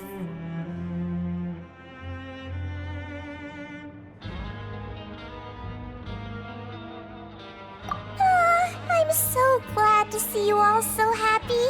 Oh, see, the expression on your face just now? The muscle here just moved, which suggests that you're feeling quite relaxed at the moment. Sigewinne, do you do this to help your patients or to better understand human beings? A bit of both, I suppose. I'm a Melazine, which means I'm very different from human beings.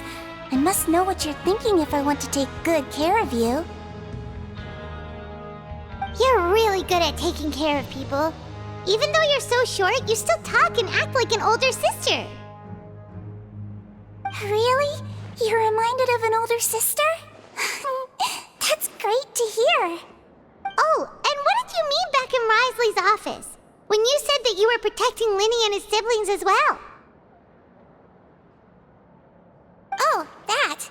I just asked His Grace to look out for those children, especially that diver boy. I was getting a bit worried after hearing that something was wrong with the water. Thankfully, Glorand is very strong and managed to save him in the nick of time. His Grace also sealed the pipes after Glorand left, to make sure that Linny wouldn't impulsively chase after his brother. Although the path was blocked, we still stationed some guards there to stop anyone from approaching. They were instructed to only open the door once Miss Glorand had returned. Oh, and I was keeping an eye on Mr. Linny as well. We had to press him, but we couldn't allow him to be in any real danger. You were all super considerate and really thought everything through. It's just what we do down here at the fortress. At least this has been His Grace's style for as long as he's been the leader. Oh, I really wish Monsieur Nervula would come down here more often too. I feel like he'd like it here, with all the darkness and chaos.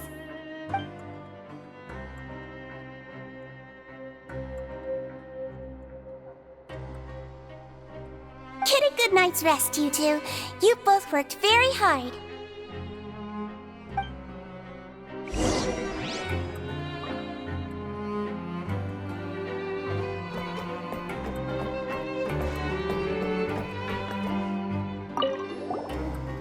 Glorand! Ah, it's you two. How's dinner? It's all right. Miss Sigewinne really put in a lot of effort. So we heard that Risley invited you to come down to help, and you saved Fremonade too! You sure work super fast! Oh, it was child's play. Still, Paimon didn't know even champion duelists could take on side jobs. Oh, and why aren't you eating with Sigewinne and the Duke? Won't you get bored eating by yourself? Miss Sigewinne was with you, and the Duke has business of his own. Actually, didn't Navia say that you went out for dinner with her as well? Yeah. First time in a long time. First time in a long time? So you mean you've gone out to dinner with her in the past? In the past, yes. You seem to be enjoying yourselves here.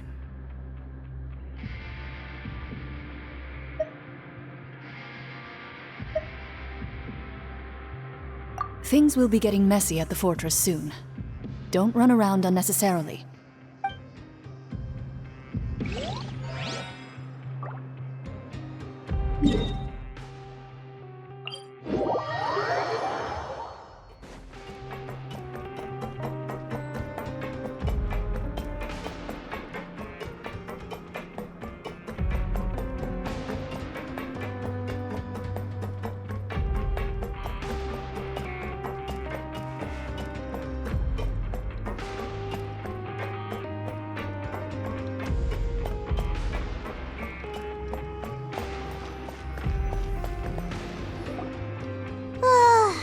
much has happened. Paimon just feels absolutely exhausted now that she's finally relaxed. Paimon's super sleepy. Are you sleepy too?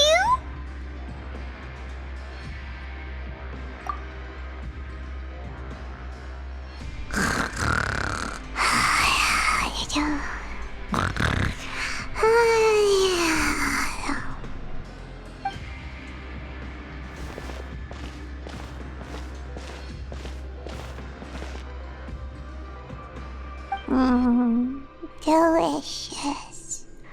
Paimon wants seconds for free.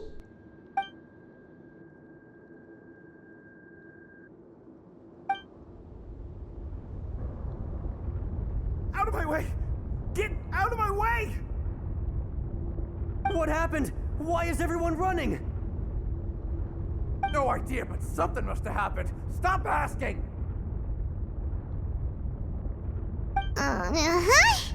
Who's yelling?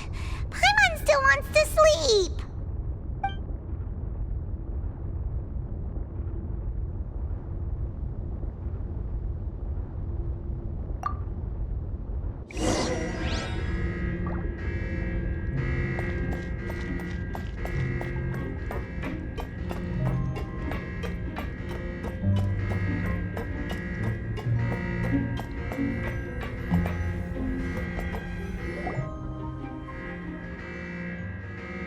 What happened? Why is everyone running around? Hey, what are you doing? No time to explain, mate. Goodbye. Hey, wait! What's wrong with these people? They won't even talk to us. They're here! Yeah, there you are! Oh, thank goodness! Quisto and Lavaroon, do you know what happened here? We came here especially to inform you. Something seems to have gone terribly wrong just now. His Grace is telling everyone to evacuate and get out of here. Lavaroon was saying you two are new here and you don't have many friends, so you might slip through the cracks. Haven't you heard all the stories like that? An evacuation is successfully completed, yet you only find out once you do a head count that 1 or 2 people are missing. Wait, weren't you the one who brought that up? Why is it suddenly my idea? Hey, shut up! Okay, whatever. The point is, you should come with us. Yeah, he said to get as far away as possible, upwards and outwards.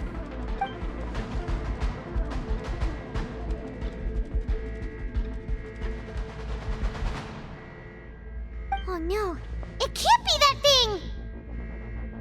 Whoa, wait, what? What? Hey, where are you going? We have to go find the Duke! You two just go and get out! Go on without us! Hey, hey! Be careful! Attention! Please evacuate upwards and outwards, upwards and outwards. If you're already at the topmost layer, then try to move as far outwards as possible.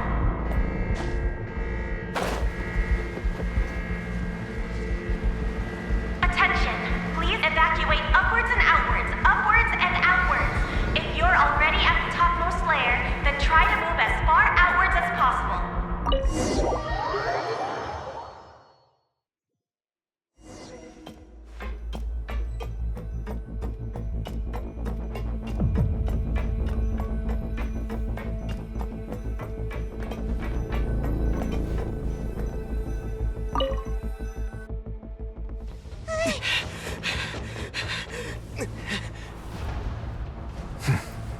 They're here. Just like I said. What happened?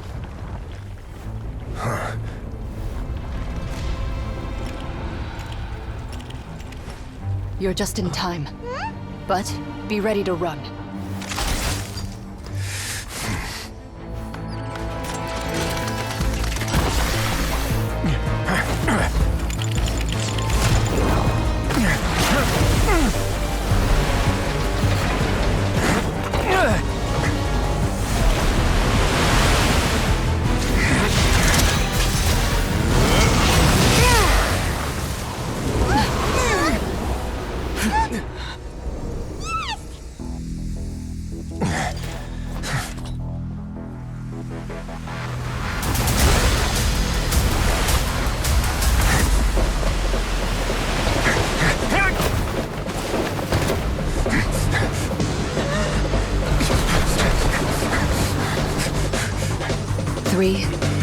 2, 1.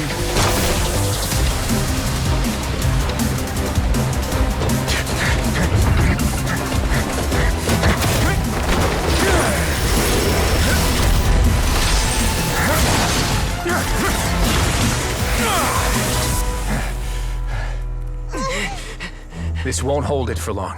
Find Neuvillette. Tell him the defenses are about to collapse. Then what will happen to you? Until he arrives, we're the last line of defense.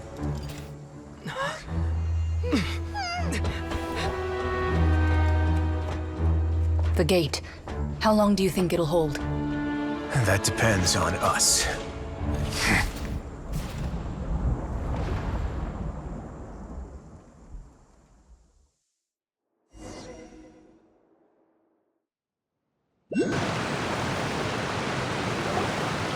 Neuvillette, why are you here? Traveler, I need you to head to the Opera House immediately. Farina will soon be meeting with the knave there. You must protect Farina, and make sure she doesn't spend too much time alone with her. Will do. You have my sincerest gratitude.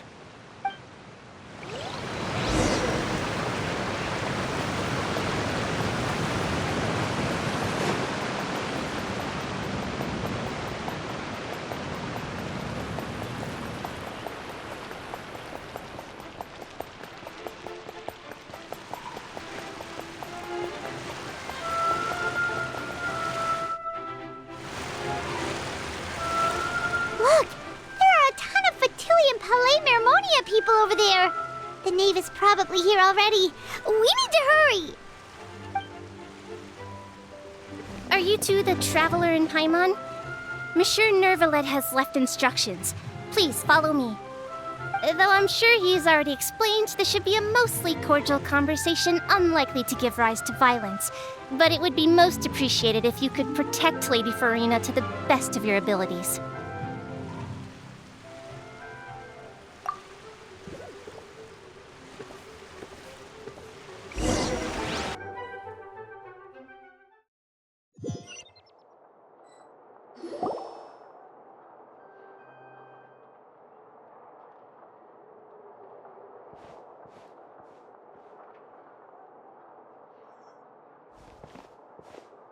Oh, so you two are the honored guests Miss Farina mentioned.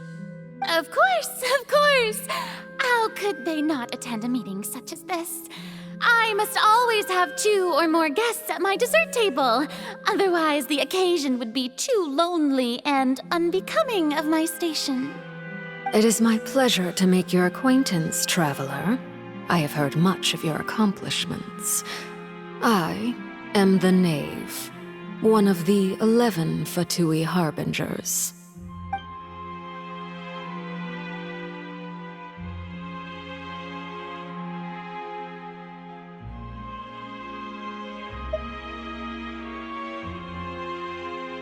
I've already prepared seats for you. Come, sit beside me. Perhaps you two are unaware of how Miss Farina and I do things. You see, we actually recently agreed to get together for tea when we had the time. See this?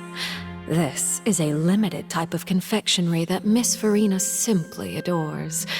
There are only 16 slices sold every day. Here, why don't you and Paimon have a taste?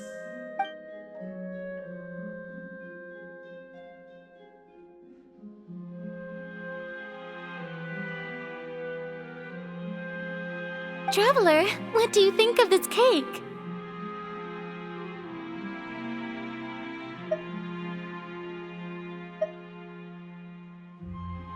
That's good to hear. So what Child said was on the mark after all. You do share a taste in desserts with Farina and I.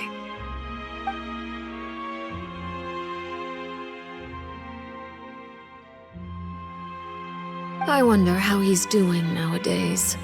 You must have heard, right? He's suddenly gone missing.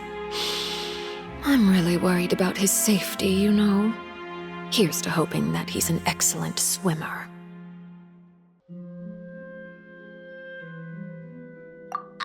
Since we're talking about him, I feel like I should add something. his martial prowess really looked certainly pretty impressive, yeah.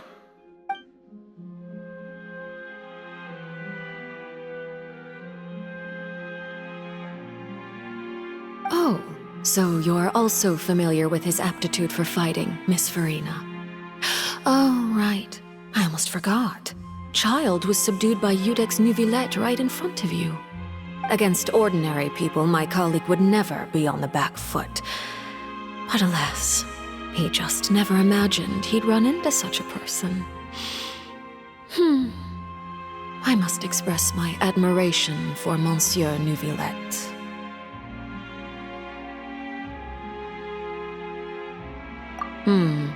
Coming from you, that's not surprising at all. But I thought you would be happier to hear the news. Of course, but it's still a bit of a shame.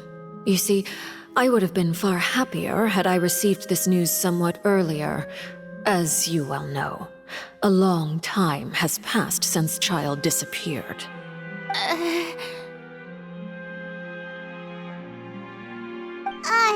Well, in any case, there's no need to worry. We know for sure that Child is still alive. Oh, and just how do you know that? Because we found evidence that proved he left the Fortress of Mirapede. And where did he go after leaving the fortress? Well...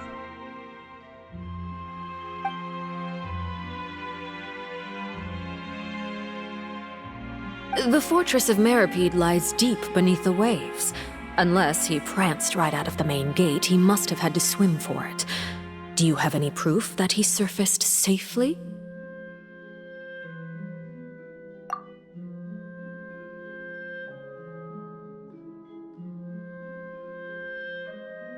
Ah, that is good news at least.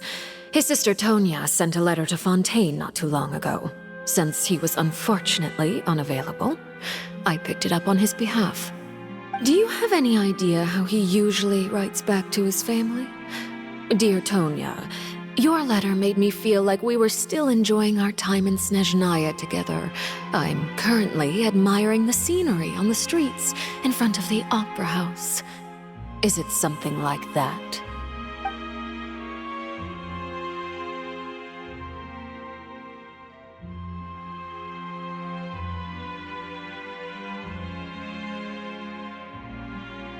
All letters tend to follow the same few formats anyway, right? As long as the contents are accurate, it doesn't matter so much how it's written or how it's worded.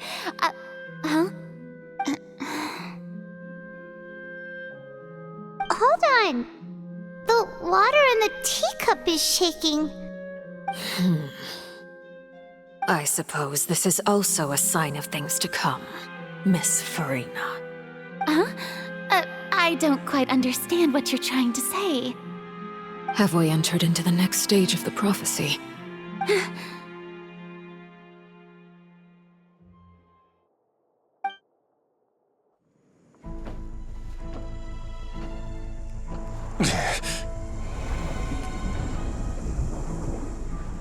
My thanks to you both. I will take it from here.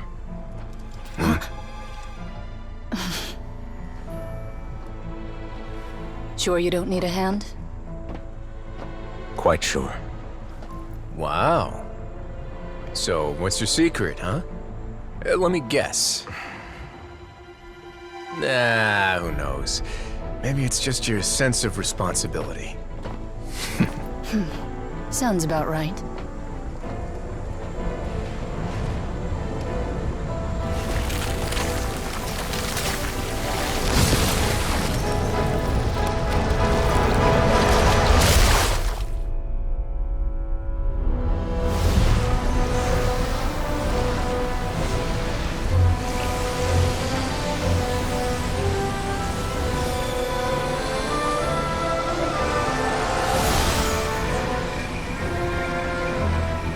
Day may come when the prophecy is fulfilled, and the waters burst forth. But it is not this day! This ancient power could easily obliterate an entire race. A tsunami of fury would unleash endless catastrophe.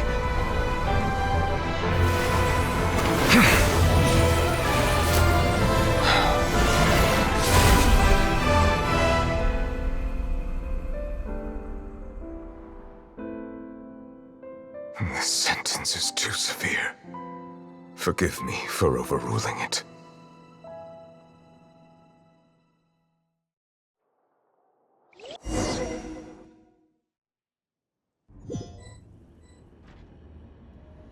All right. Seems like the problem inside has been suppressed. Let me guess, we're safe for now. Indeed. But only for now. I win this bet. You owe me a present. Very well. It was indeed just as you said. You made a bet? We made a bet on the size of your entourage. Cloran thought you wouldn't come down by yourself. I figured you would have at least brought a few people along for appearance's sake. It appears I underestimated just how confidential the mission was. Shouldn't you have gotten used to confidential missions by now? That's just how the courts operate. So what gift must the loser give? Tea? He already has tons of tea in his office. I'm thinking about a set of legal codices. That wouldn't happen to be a dig at my lack of legal awareness, would it?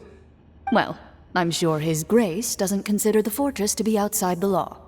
I was under the impression the residents of a place like this would be uninterested in the legal codices. That was obviously a joke. Anyway, you've still got some unfinished business to attend to in the overworld, correct? No need to stay here if you have a pressing matter. We all know you can't leave Palais Marmonia for long. Thank you. I hope everything went smoothly with the Fatui Harbinger.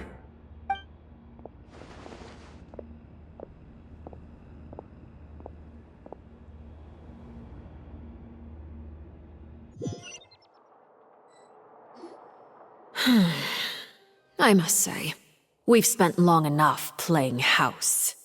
Miss Farina, as the Hydro Archon, I am sure you understand the exact meaning of the phenomenon we just witnessed.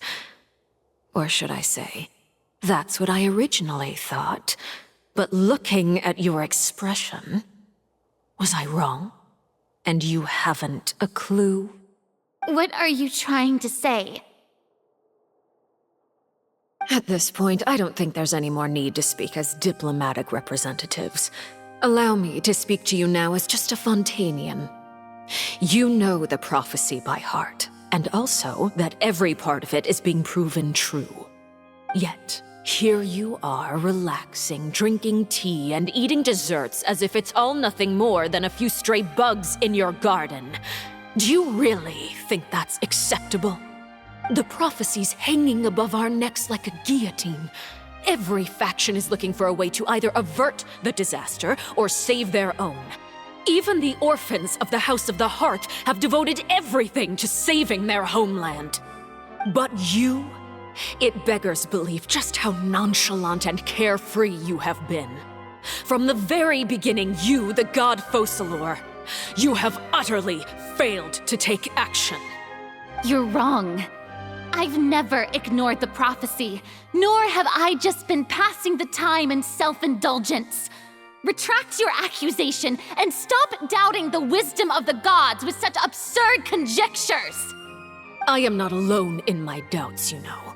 All the children of Fontaine may be harboring the exact same thoughts right now.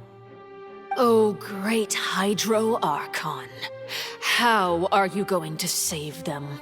Save us? How are the people you've sworn to protect supposed to survive in a land that will soon disappear beneath the waves? I have my ways, and I've been working on them for all this time. Even if you look down upon me, you have no right to judge me. Fontaine will be saved. Even if I still cannot see the true future right now, as long as I continue on as I am, I will be able to hold my head up high!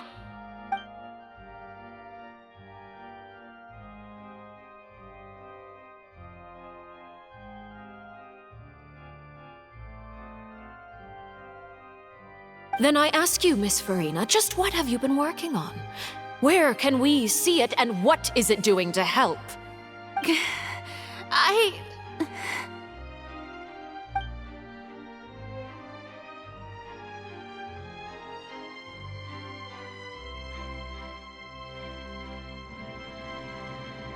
My machinations are just like the prophecy itself. They will only reveal themselves at the fated time.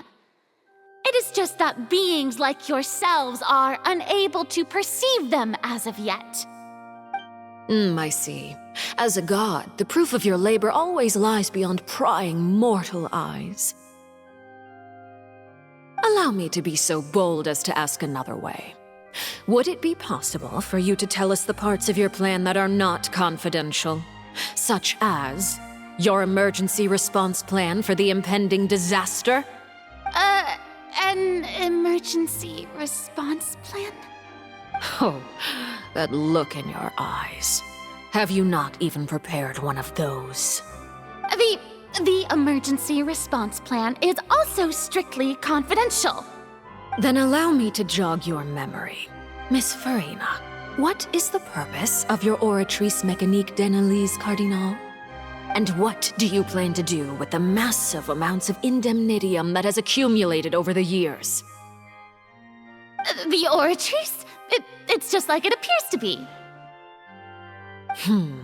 So you also have no idea. If I'm not mistaken, someone's using it to prepare for something. But unfortunately, it would seem that someone is not you, Miss Farina. I first caught wind of this when Linny tried to investigate the Oratrice in the Opera House. You see, even just getting close to the core contaminated him with an extremely large amount of indemnitium.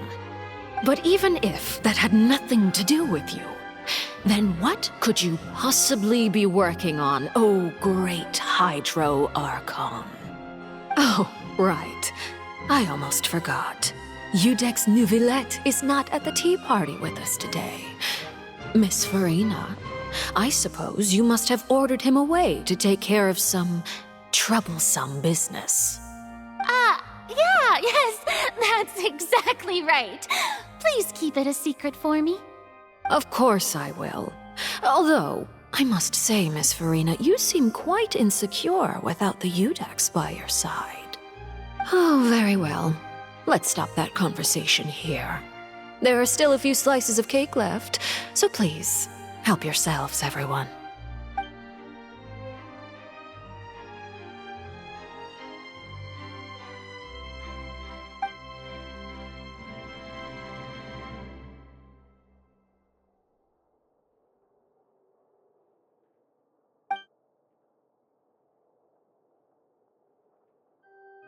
Traveler, I heard that you were recently commissioned to handle a few matters on behalf of the Udex. Why don't you take an extra slice of cake? Those who work hard deserve gratitude and praise. You too, Paimon. Thank you. Paimon will take you up on that offer.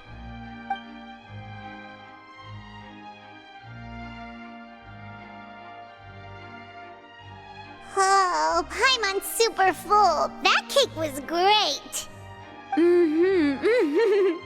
If it's on my tea table, it must be of the highest quality. Yes, and we must thank the knave for bringing these over as well. You're welcome. I'm sure the cake also felt greatly honored to be featured at Miss Farina's table. And I was merely catering to Miss Farina's tastes, seeking a chance to chat over tea. It is getting late. Why don't we call it a day?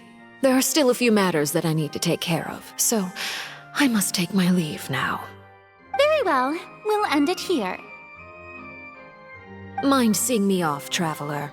We could use the opportunity to discuss Child before I must be on my way. Paimon's coming too!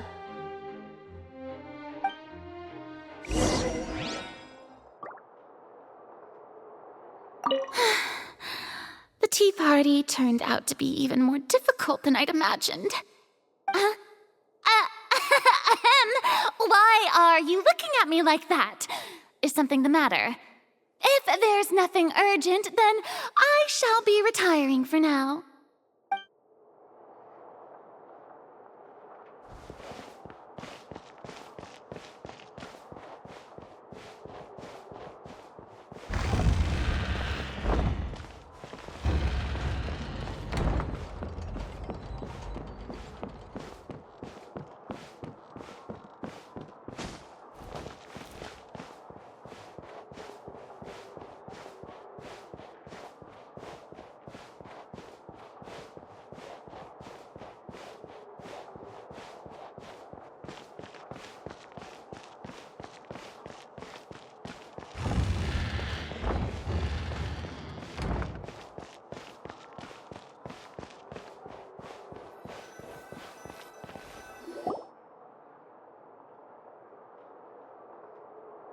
I'm glad that you were willing to come with me.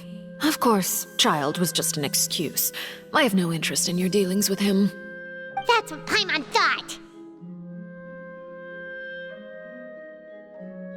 You lent your aid to the children of the House of the Hearth. As their father, I would like to express my gratitude.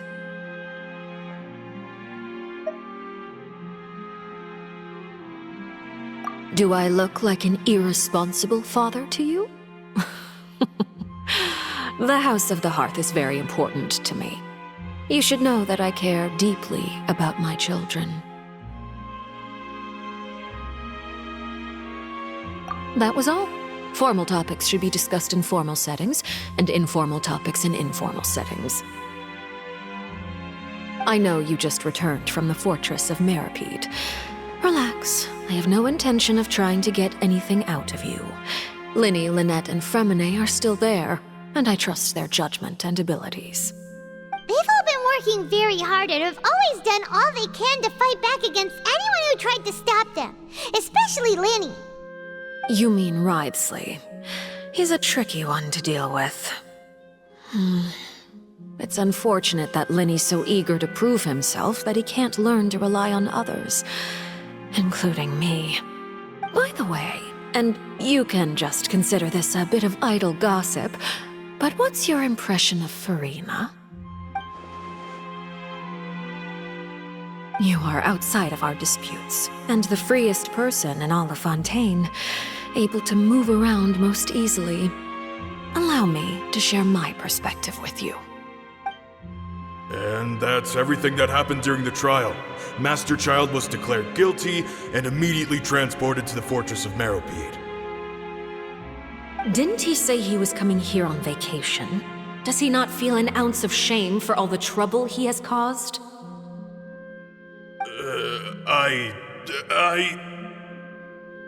Forget it. He did give us an opportunity. I will be meeting someone shortly. Do you require help with any preparations? No need. I will take care of it myself. I need to meet with Furina, the Hydro Archon. She is at the heart of Fontaine. But what's fascinating about her is that she often seems more like a celebrity than a working Archon. Oh? Come over here, you little critter, you!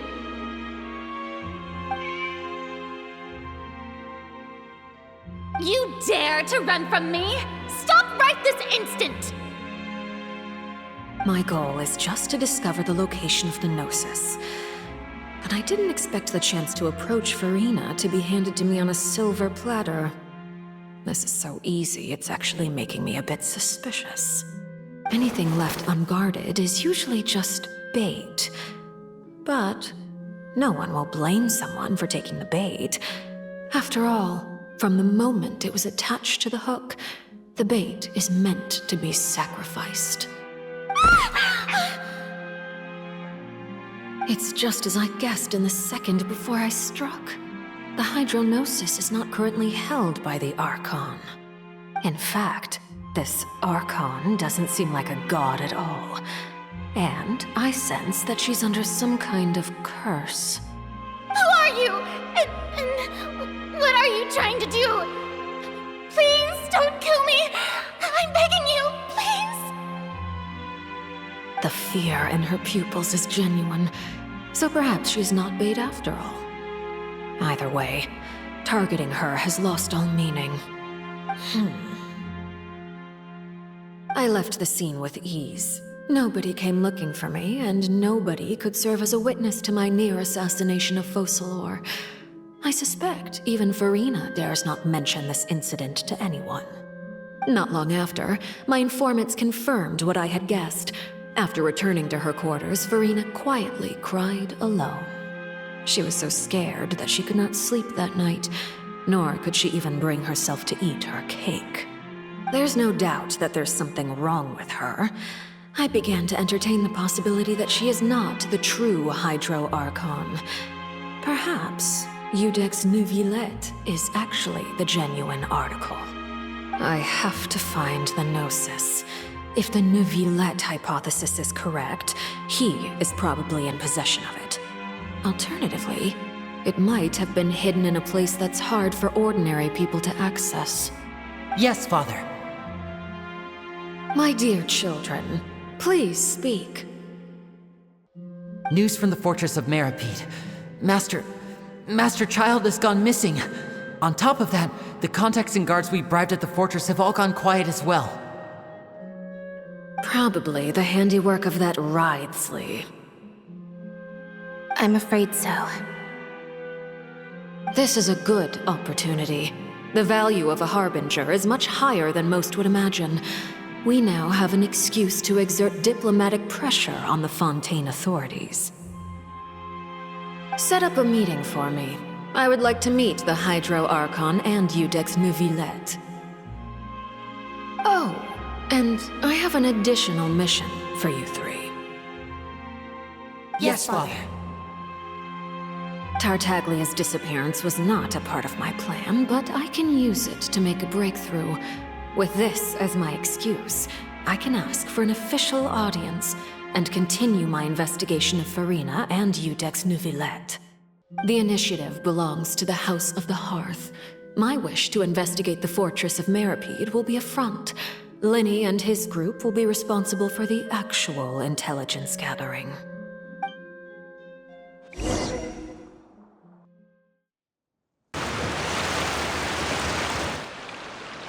You should know the rest. Linny's group is quite close to you, so they wouldn't have hidden anything from you. You attacked the Hydro Archon? It wouldn't mean anything, even if you shouted it from the rooftops. After all, even Farina herself is still pretending that nothing of that sort ever happened. Alright then. I've now had 2 chances to enjoy tea with Farina.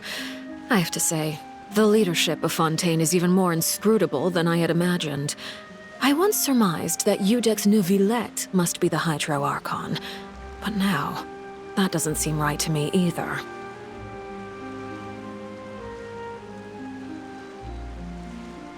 I am a servant of Her Majesty the Tsaritsa. Over my years of service, I've learned how a real Archon conducts and carries themselves. Whether Iudex Neuvillette or Farina, neither fits the bill. It's hard to imagine either of them as the Archon. Of course, that is all just how I feel. Gut feelings often do not require justification.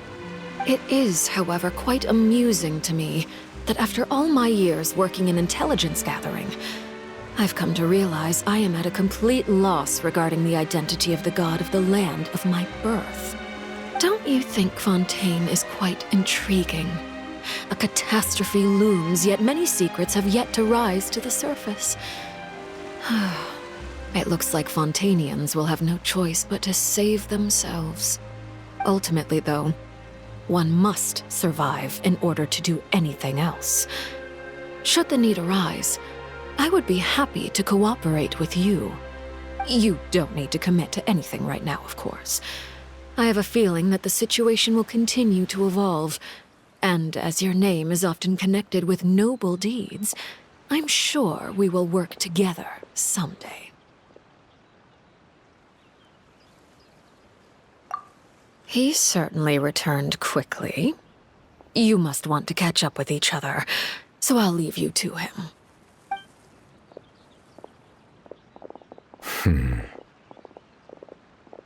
Neuvillette? Is it over? For now, yes. But this issue will prove quite thorny in the long term. I'm concerned that sooner or later the prophesized events will occur. Thank you for protecting Furina.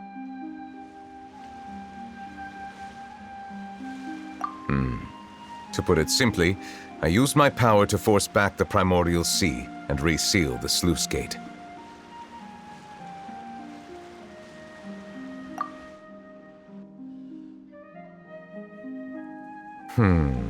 So as expected, the knave has turned up the pressure on Furina. She's trying to feel her out, though I'm still unsure as to her motives. Permission granted.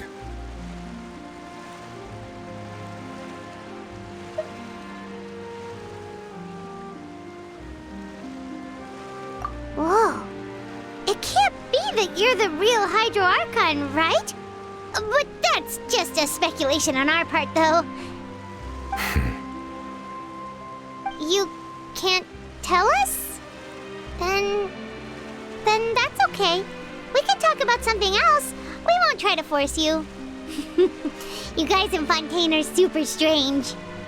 If by the phrase, you guys, you are referring to Furina and I, then although I'm not sure just what you are trying to imply, I must clarify that I do not share her positions on a multitude of topics.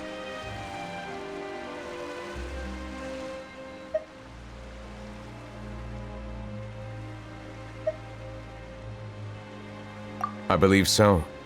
The fortress has a long and complex history. It has seen much grief and suffering. And now, another catastrophe will soon be upon us. I mourn this turn of events. Huh? Why is it raining all of a sudden?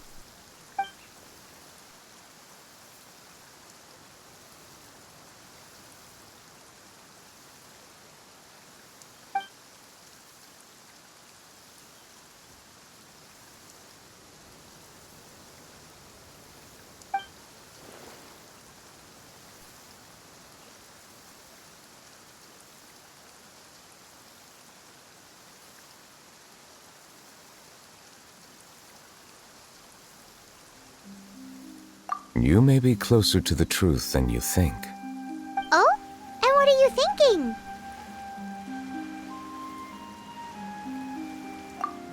The dragon of... what? Huh? Please do not be so surprised. Furina?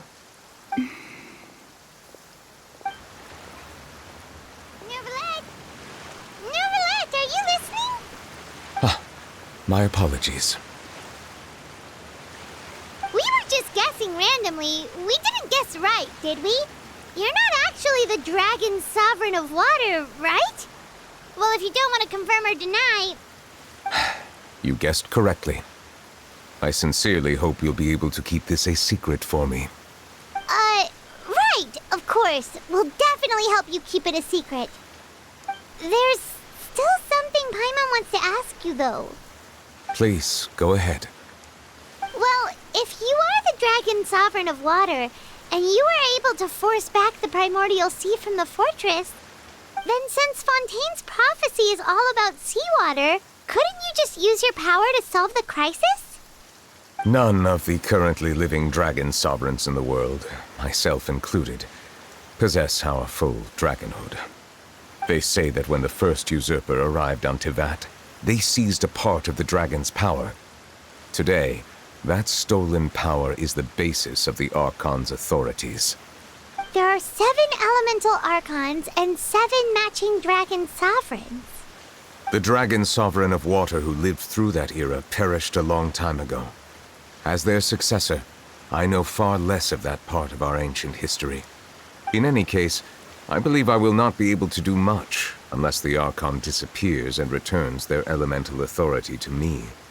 Given the status quo, however, I would recommend finding another way to deal with the prophecy. Oh, so even you can't solve it. I still have some urgent matters to attend to at my office. If you have any more questions regarding ancient history, you are welcome to discuss them with me at a later time. Please go right ahead. There's a place that Paimon wants to go too. Traveler, why don't we pay another visit to the Fortress of Meropide? Paimon is a little worried. We'll see you another time. Take care.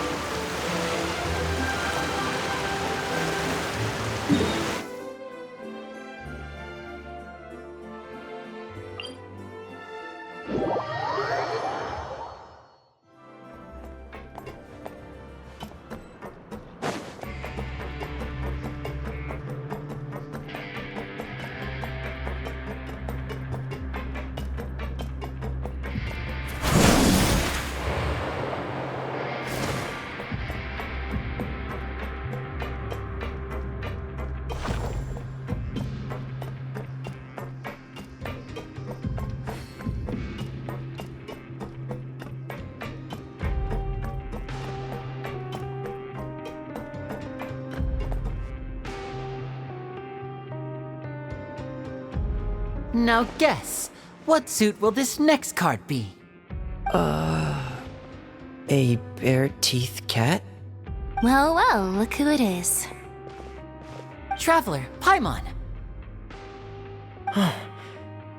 Hello, everyone. Looks like you're recovering nicely from it, eh? Thanks to everyone's support. Oh, right. I managed to work up the courage to thank Miss Clarant in person. Whoa, how did she react? She told me that it was nothing. It was as if saving a life wasn't a big deal to her at all. She also told me not to worry about it. She didn't want to stress you out, that's all. She's right, and it's best not to dwell on it. Yeah. Okay, but check this out. We went back to the Opera House and we met the knave. You met Father? Did she say anything to you? She said a few things that were, a bit hard to understand. And also that she's looking forward to working with us in the future. Her attitude towards you is even better than what we'd imagined. That's fantastic. You should believe her. She has her own way of doing things, and she'll do everything in her power to help those she considers close, which now might also include you. Father is very capable, and also trustworthy. Oh, Paimon just remembered that she thought Linny was a bit too proud as well. She said that you should learn how to rely on others sometimes. Got it. That does sound like something that Father would say. Hey! Are you going to stay here for the next few days? Looks like it, yeah. Excellent. I will host a tea party. For real? Then Paimon wants another serving of cake. Another implies that you were already served some delicious cake while you were up there. How lovely. Well, next time, you're going to have tea and snacks with us.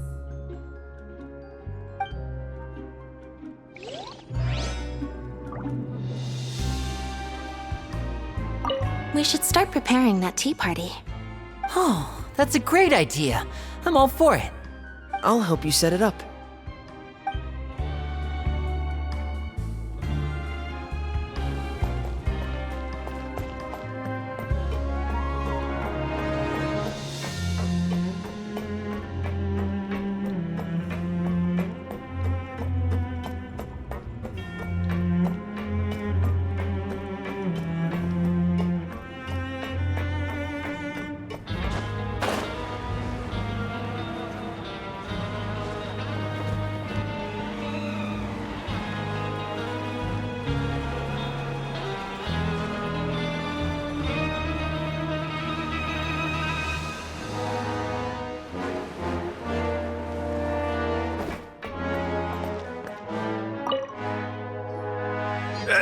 You guys are back?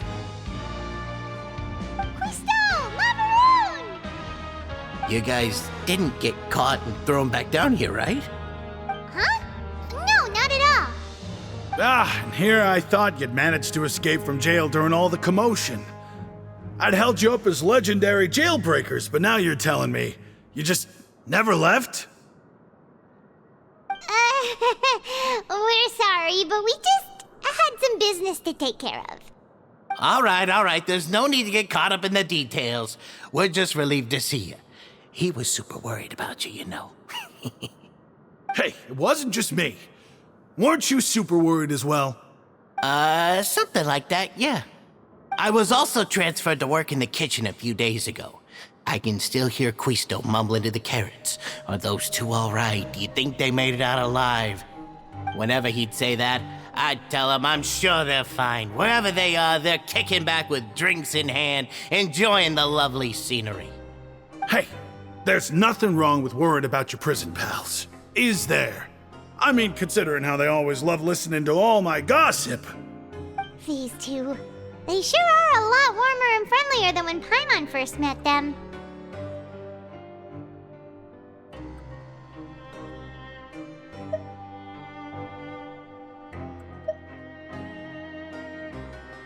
Oh, well, if you say so. I'll be watching you to make sure you finish every last bite.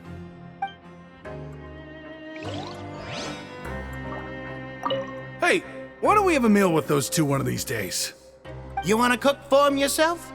Why not? Good chance to show them what I can do.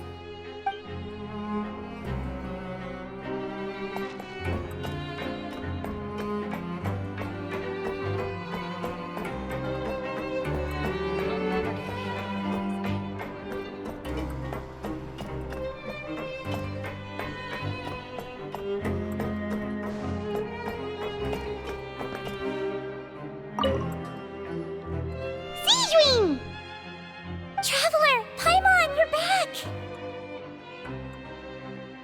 Are you still doing all right? Did either of you get hurt? We're fine, but what about you guys? It was such a huge mess. How bad was it? A few people sustained superficial injuries, but that's about the extent of the damage. Monsieur Nervulette paid us a visit. It was all thanks to him that we managed to suppress the crisis for the time being. Of course, we must also thank you for the help you provided. How did Nervulette know that he was needed here? Well, Monsieur Nervulette has strong resonance with the hydro element. When the water level rises, he can feel the waves produced. I ran into the bombshell bros while bandaging the injuries of the wounded. They were mumbling the whole time about how you just ran down without a word. I'm so relieved to see that you're both all right. If you're not too pressed for time, please stay with us a few more days. Just let me know if you get a craving for any particular dish, so I can have Mr. Walsey get your meals prepared. Oh, and please feel free to visit the infirmary for a break at any time. I'd like to take the opportunity to spend some more time observing your facial muscles as well. Your happy smiles are quite contagious, you know. They're so memorable, and I've missed them immensely while you were gone.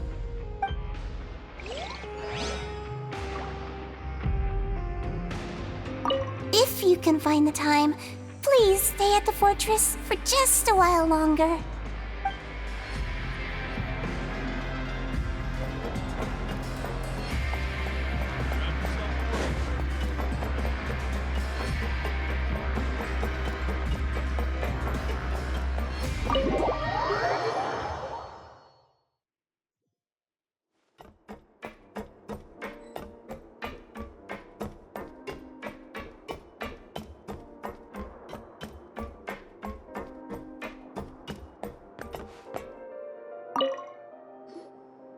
Courier? Miss Sijouin told me you still haven't eaten. Yeah, I was working on something, so I forgot. That's no excuse for... Huh? It's you two. Courier, Lurvine, we're back! Hello there. It's been quite the mess here recently. How have you been? And you? Are you still taking the secret passageway from the infirmary to work on the ship?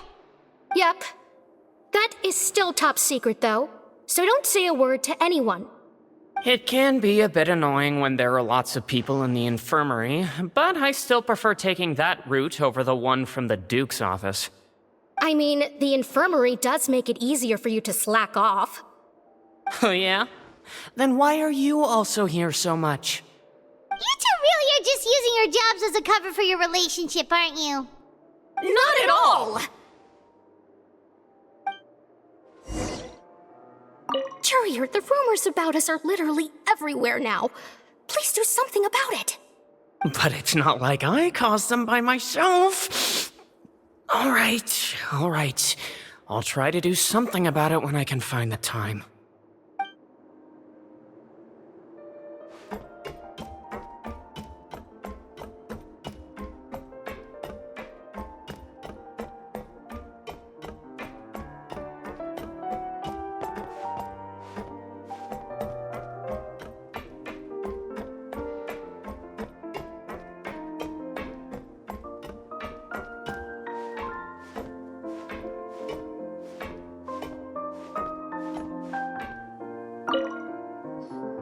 Do my eyes deceive me, or did I just see two inmates come back after making it to the surface? Some strange winds blowing of late. We wanted to see how the fortress is doing. Is everything still alright? We're fine, for the most part. Neuvillette came down and took care of the worst of it. If that's the case, why don't you just ask him to stay here? Oh, yeah, what a brilliant plan. Let's go convince the Udex himself to exchange the Courts of Fontaine for a puddle of water in the middle of nowhere.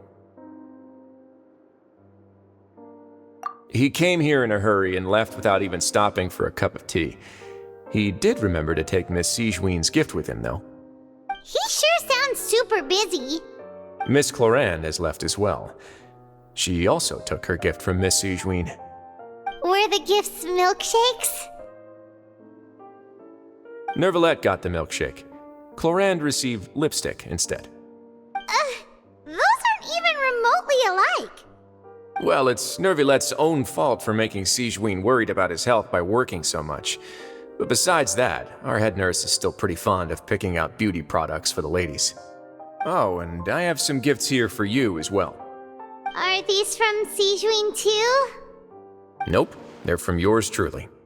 You've already wrapped up your work at the fortress, so you can return to the surface at any time. You haven't yet served your full prison term, however, so you may continue to use your cell until your term is up. For real? Then we could stay here for a really long time? You may access the cafeteria for free. Hooray! Just remember to come complete your paperwork once it's time for your release.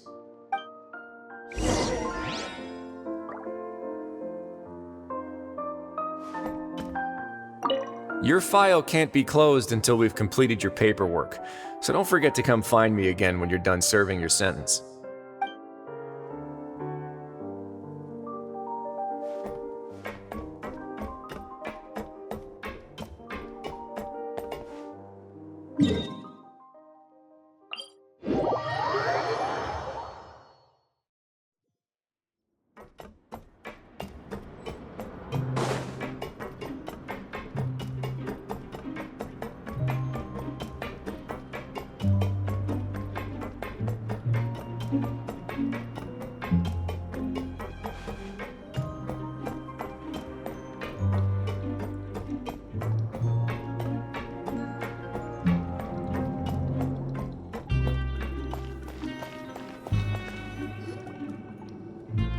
We're back in our cell again.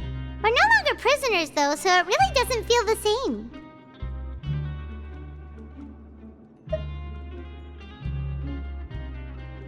Being free sure feels pretty special now.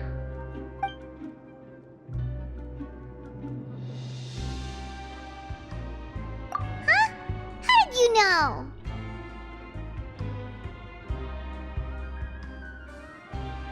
Hey, that's not true! All right. Okay, Paimon just wanted to say that we really are an amazing duo after all. It's like we've now gone to so many places together and become friends with so many people. We've never stopped traveling or stopped meeting new friends. There are so many bad things in the world, and we're just two people, but we've still been solving problems no matter where we go. Isn't that pretty cool?